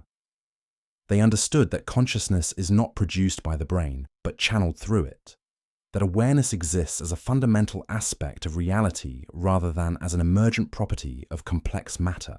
This understanding of consciousness as a basic feature of reality, rather than as a byproduct of material processes, has profound implications for how we think about human potential and technological development.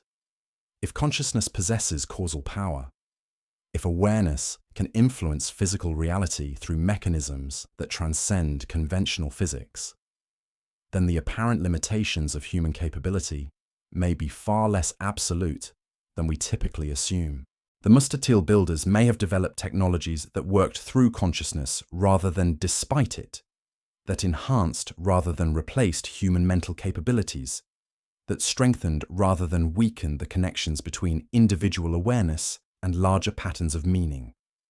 Their monuments may have been designed not just as observational instruments or ceremonial spaces, but as consciousness-amplifying devices that enhance their users' ability to perceive subtle patterns, to access information beyond ordinary sensory channels, to influence physical reality through focused intention. Such technologies would explain how they achieved coordination across vast distances without communication devices, how they maintained technical precision without measurement instruments, how they preserved complex knowledge without written records.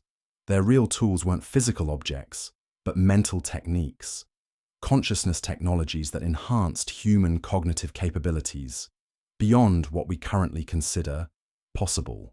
But these consciousness technologies weren't used in isolation from physical reality. The Mustatil builders understood that mind and matter are aspects of a unified reality, that consciousness and physical phenomena follow complementary rather than contradictory principles. Their monuments were designed to demonstrate this unity, to create experiences where the distinction between mental and physical causation becomes meaningless. The geometric patterns built into Mustatil architecture may have been designed to resonate with the fundamental structures of both consciousness and physical reality, creating spaces where mental and material processes synchronize in ways that enhance both. The mathematical relationships encoded in stone weren't just descriptions of physical phenomena. They were also instructions for organizing consciousness in ways that align with natural patterns. This integration of mental and physical technologies represents another aspect of the holistic thinking that characterized Mustatil civilization. They didn't separate consciousness from matter, mind from body, individual from collective, human from natural. They understood these apparent dualities as complementary aspects of unified processes that achieve their highest potential through integration rather than separation. The monuments they created reflect this integrated understanding. Each Mustatil serves simultaneously as an engineering structure, an astronomical instrument, a consciousness-focusing device, a social coordination center, and a spiritual temple. These weren't separate functions accidentally combined in single structures. They were integrated purposes that enhanced each other through their combination.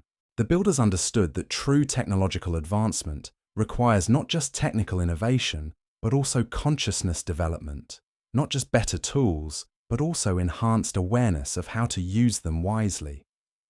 They created technologies that served not just immediate practical needs, but also long-term human development. Not just material welfare, but also spiritual growth. This integration of technological and consciousness development may have been what allowed Mustatil civilization to achieve sustainable prosperity in a changing environment.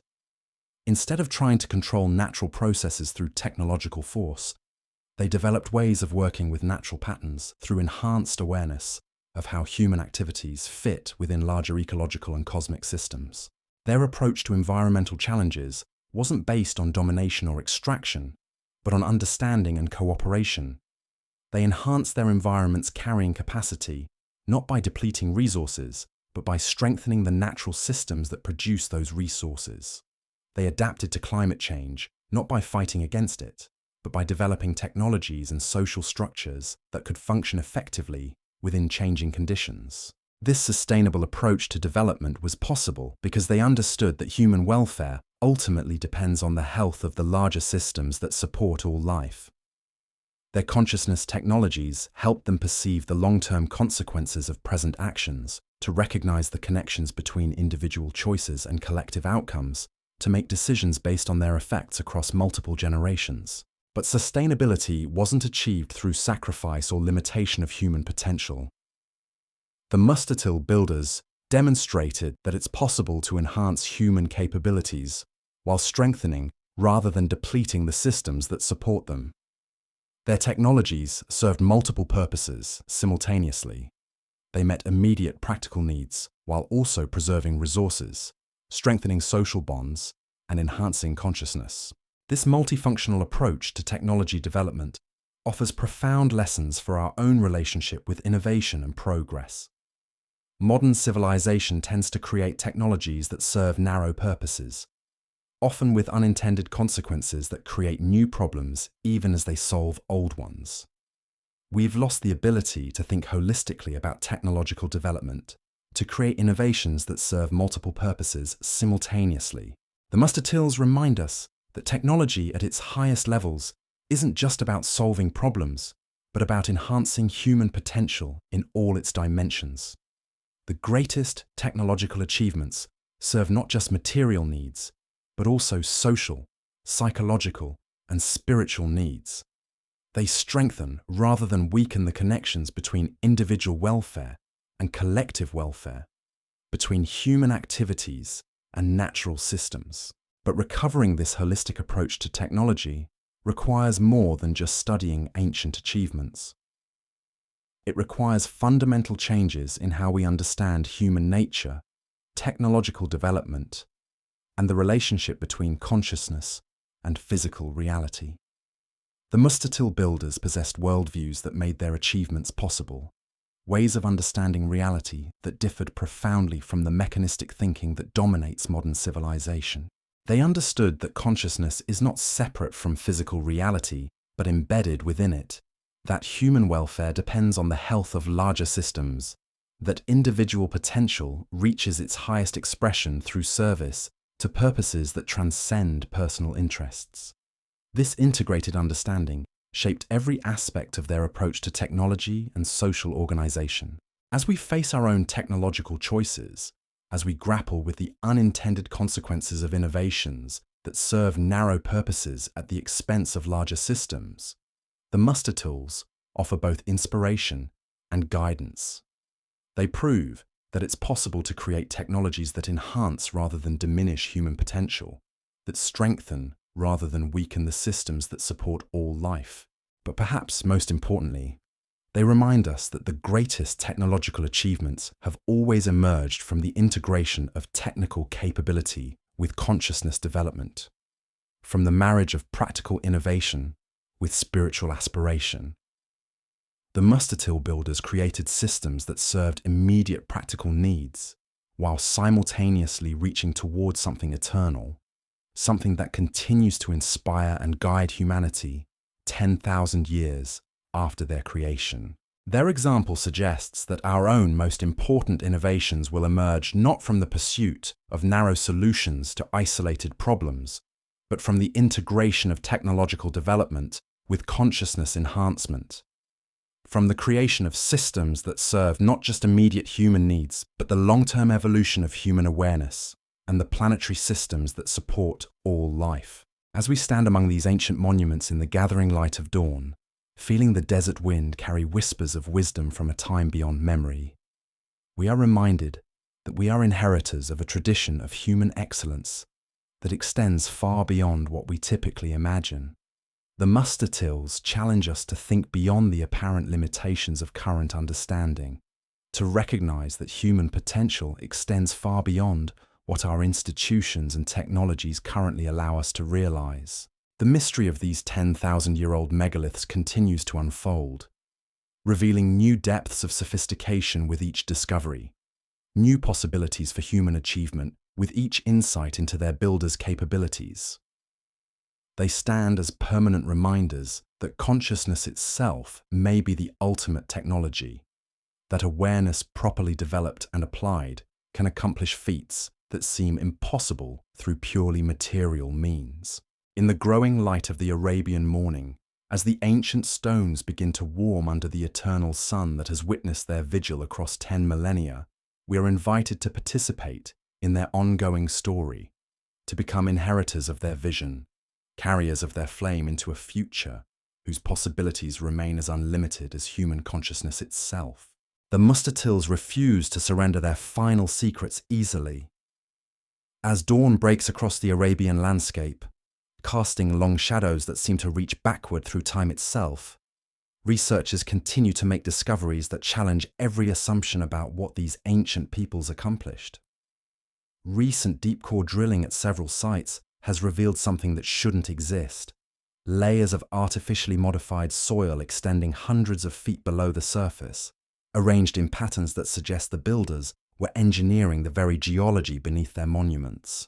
These modified soil layers contain mineral compositions that don't occur naturally in this region, arranged in precise geometric patterns that mirror the surface structures above. The engineering required to create such deep geological modifications would be staggering by any measure, involving the movement of thousands of tons of material and the application of chemical processes that modern science is only beginning to understand. But perhaps most remarkably, these deep soil modifications appear to have been designed to interact with groundwater systems in ways that would have created controlled environmental conditions across vast areas. The builders weren't just constructing monuments, they were terraforming entire landscapes, creating artificial ecosystems that could sustain human communities, even as the natural environment around them was gradually becoming uninhabitable. This geological engineering may explain how muster-till civilization managed to thrive for centuries while the Green Arabia period was ending. Instead of simply adapting to environmental change, they were actively modifying their environment to maintain the conditions necessary for their sophisticated society. They had developed what amounts to prehistoric geoengineering, techniques for manipulating planetary systems that modern civilization is only beginning to contemplate. The implications stretch far beyond archaeology. If If prehistoric peoples could modify geological systems on such scales, what other planetary engineering projects might they have undertaken? Could they have influenced atmospheric composition, ocean currents, or even planetary magnetic fields?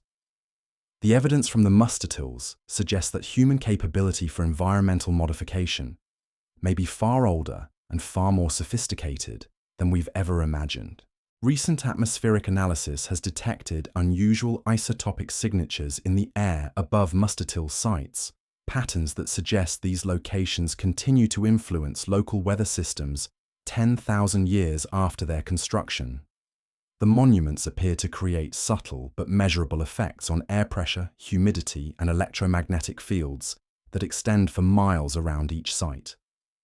These aren't random environmental anomalies. They're precise, controlled effects that seem to have been designed to serve specific purposes. The atmospheric modifications created by the Mustatills may have been part of a larger climate control system, a network of installations designed to maintain optimal conditions across the entire Arabian Peninsula. If this interpretation is correct, the Mustatill builders possessed understanding of atmospheric physics and climate dynamics that rivals or exceeds modern meteorological science. But the atmospheric effects aren't limited to weather modification.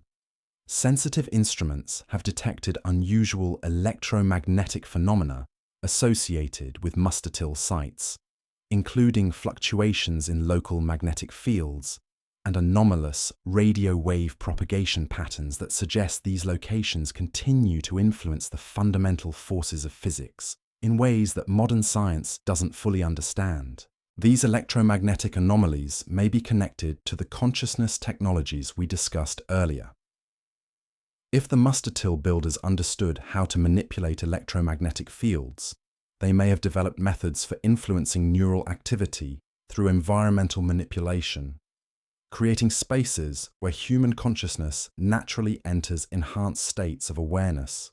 The possibility that these ancient monuments continue to influence consciousness through electromagnetic effects has attracted the attention of researchers studying anomalous psychological phenomena. Visitors to Mustatill sites frequently report unusual experiences, enhanced intuition, vivid dreams, altered perceptions of time and space. These effects aren't random or subjective. They follow consistent patterns that suggest systematic influence on human neural activity. Modern neuroscience has discovered that human consciousness is profoundly influenced by electromagnetic fields, that subtle changes in the electrical environment can produce dramatic alterations in perception, memory, and cognitive function. The Mustatill builders may have understood these principles thousands of years before modern science discovered them, creating monuments that continue to influence human awareness through precisely controlled electromagnetic effects. But the consciousness-altering properties of Mustatill sites may extend beyond electromagnetic influence. Recent chemical analysis has detected unusual concentrations of rare minerals in the soil around these monuments, substances that can influence human brain chemistry through inhalation or absorption. These aren't random deposits, they're precisely arranged concentrations that suggest systematic environmental modification designed to produce specific psychological effects. The mineral deposits appear to have been created through processes that combined geological engineering with sophisticated chemistry. The builders understood how to concentrate specific elements from dispersed natural sources, how to position them for optimal human exposure, and how to maintain their effectiveness across thousands of years. They had developed what amounts to environmental pharmacology, techniques for modifying human consciousness through carefully controlled chemical exposure. These discoveries force us to reconsider everything we thought we knew about the relationship between human consciousness and physical environment.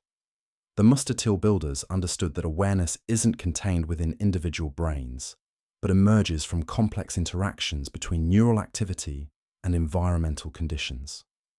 They created spaces that optimize these interactions, that enhance human cognitive potential through environmental design rather than technological augmentation. This environmental approach to consciousness enhancement may have been more effective than any artificial technology could achieve. Instead of trying to replace natural neural processes with mechanical devices, the builders learned to optimize the natural conditions that support enhanced awareness. They worked with, rather than against, the fundamental patterns through which consciousness operates. The effectiveness of their approach is evident in the achievements of their civilization.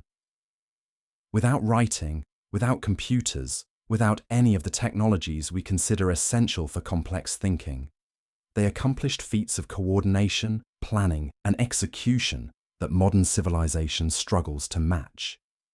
Their consciousness-enhancing environments may have given them cognitive capabilities that compensated for their lack of external technological aids. But these consciousness-enhancing technologies weren't used in isolation from social and spiritual development.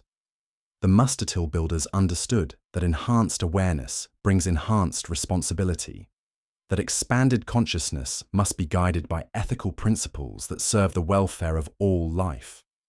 Their monuments were designed not just to enhance individual capabilities, but to connect enhanced awareness to larger purposes that transcend personal interest. The ritual practices associated with Mustatil ceremonies appear to have included sophisticated ethical training, processes for ensuring that expanded consciousness was used wisely rather than selfishly. The builders understood that consciousness technologies could be dangerous if not properly controlled, that enhanced awareness without ethical guidance could lead to abuse of power rather than genuine human development. This integration of consciousness enhancement with ethical development represents another aspect of the holistic thinking that characterized Mustatil civilization. They didn't separate technical capability from moral responsibility, individual development from social welfare, human advancement from ecological harmony. They understood that true progress requires the simultaneous development of capability and wisdom. The ethical frameworks that guided Mustatil society appear to have been based on recognition that individual consciousness is part of a larger field of awareness that connects all beings. Personal welfare was understood to depend on collective welfare, individual development on the health of larger systems. This understanding naturally led to ethical principles that prioritize service to others over personal gain. But these weren't abstract moral principles imposed through external authority. They were practical recognition of how consciousness actually functions, of how individual awareness achieves its highest potential through connection to purposes larger than personal interest. The Mustatil builders discovered that selfishness is ultimately self-defeating, that individual consciousness reaches its greatest power when directed toward collective welfare. This discovery may have been what allowed them to achieve voluntary cooperation on scales that seem impossible without coercive authority. When individuals understand that their personal welfare depends on collective welfare, when they recognize that individual consciousness is enhanced rather than diminished by service to others, cooperation becomes not just beneficial, but inevitable. The social technologies developed by the Mustatil builders may have been based on this understanding of consciousness as fundamentally interconnected rather than isolated. Instead of trying to coordinate separate individuals through external control systems, they created conditions that allowed people to recognize their natural interconnection, to experience directly how individual welfare depends on collective welfare. This approach to social organization required fundamental changes in how people understood themselves and their relationships to others. Instead of seeing consciousness as private property to be defended against external intrusion, individuals learned to experience awareness as a shared field that connects all beings. Personal identity wasn't threatened by this recognition. It was enhanced by understanding its connections to larger patterns of meaning and purpose. The effectiveness of this approach is evident in the scale and sophistication of Mustatil achievements. Without centralized authority, without enforcement mechanisms, without any of the control systems that modern organizations consider essential, they coordinated activities across vast distances and multiple generations to create monuments that have endured for 10 millennia. Their success suggests that human beings are naturally cooperative when they understand their true interests, that conflict and competition arise from misunderstanding rather than from fundamental aspects of human nature. The Mustatil builders may have discovered social technologies that allow human nature to express its highest potentials rather than its lowest impulses. But these social technologies weren't just methods for organizing collective action.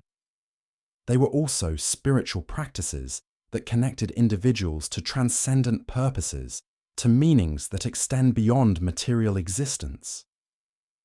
The Mustatil builders understood that human consciousness reaches its highest potential when connected to purposes that transcend individual mortality, that give meaning to sacrifice and effort across multiple generations. The monuments they created embody this connection to transcendent purpose. Each Mustatil serves not just practical functions, but also symbolic purposes, representing ideals and aspirations that continue to inspire reverence and wonder 10,000 years after their creation. They were built not just to serve immediate needs, but to express enduring values, to create permanent symbols of human aspiration towards something greater than individual existence. This integration of practical and transcendent purposes may have been what motivated the enormous investments of time and energy required for Mustatil construction. People were willing to dedicate their lives to these projects, not just because they served practical needs, but because they embodied ideals worth preserving across generations, values that gave meaning to individual sacrifice for collective benefit. The transcendent purposes expressed through Mustatil construction weren't abstract philosophical concepts, but lived realities that shaped every aspect of daily life. The builders experienced their work not just as construction projects, but as spiritual practices, as ways of connecting individual consciousness to cosmic patterns that extend far beyond human existence. This spiritual dimension of Mustatil civilization may have been what sustained them through the gradual environmental changes that made their homeland increasingly difficult to inhabit. When people understand their lives as part of larger cosmic purposes, when they experience their work as service to transcendent ideals, they can maintain hope and motivation even under challenging conditions. The monuments they created reflect this spiritual understanding. Each structure is positioned not just for practical efficiency, but also for symbolic significance, aligned with celestial phenomena that connect earthly activities to cosmic patterns. The builders understood that human life achieves its highest meaning when connected to purposes that extend beyond individual existence, to patterns that transcend personal mortality. But this spiritual understanding wasn't separate from their scientific achievements. The Mustatil builders understood that spiritual and scientific truths are complementary aspects of unified reality, that the deepest scientific insights reveal the same patterns that spiritual traditions have always recognized. Their monuments integrate scientific precision with spiritual meaning in ways that demonstrate the ultimate unity of these apparently different approaches to understanding reality. The mathematical relationships encoded in Mustatil design aren't just descriptions of physical phenomena. They're also expressions of spiritual principles, patterns that reveal the underlying harmony that connects all aspects of existence. The builders understood that mathematics isn't just a tool for manipulating physical reality, but also a language for expressing spiritual truths, for communicating insights that transcend ordinary conceptual understanding. This integration of scientific and spiritual understanding allowed them to approach problems with completeness that modern specialized thinking often lacks. They could simultaneously consider practical requirements, scientific principles, and spiritual meanings, creating solutions that serve multiple purposes through their elegant integration of diverse considerations. The monuments they created demonstrate this integrated approach. Each Mustatil functions simultaneously as an engineering structure, a scientific instrument, a consciousness-focusing device, a social coordination center, and a spiritual temple. These weren't separate functions accidentally combined in single structures. They were integrated purposes that enhanced each other through their combination. As our understanding of Mustatil achievements continues to deepen, as each new discovery reveals greater sophistication than we previously imagined possible, we are forced to confront fundamental questions about human nature and potential. The builders accomplished feats that seem impossible, given their apparent technological limitations, suggesting that human capability may extend far beyond what our current understanding allows us to recognize. Their achievements challenge us to reconsider our assumptions about the relationship between consciousness and physical reality, about the connections between individual welfare and collective welfare, about the integration of practical capability with spiritual understanding. They demonstrate that human potential may be far greater than we typically dare to imagine, that consciousness properly developed and applied can accomplish wonders that transcend apparent material limitations. But perhaps most importantly, they remind us that the greatest human achievements have always emerged from the integration of technical capability with transcendent vision, from the marriage of practical innovation with spiritual aspiration. The Mustatil builders created monuments that served immediate practical needs, while simultaneously reaching towards something eternal, something that continues to inspire and guide humanity 10,000 years after their creation. Their example suggests that our own greatest achievements will emerge not from the pursuit of narrow technical solutions or short-term material gains, but from the integration of practical capability with larger vision, from the creation of systems that serve not just immediate human needs, but the long-term evolution of human consciousness and the planetary systems that support all life. Standing among these ancient monuments as the desert sun reaches its zenith, feeling the weight of 10 millennia pressing down through crystalline silence, we are reminded that we are not just individuals struggling through brief lives, but participants in an ongoing human adventure that began long before us and will continue long after we are gone. The Mustatils invite us to think beyond the constraints of individual lifespans, to consider what we might accomplish if we could recover the integrated thinking and transcendent vision that allowed their builders to create timeless wonders in the heart of the desert. As the eternal stars begin to appear in the darkening Arabian sky, as the same celestial patterns that guided the Mustatil builders emerge once again to illuminate the night, we become part of their continuing story, inheritors of their vision, carriers of their flame, into an uncertain but unlimited future.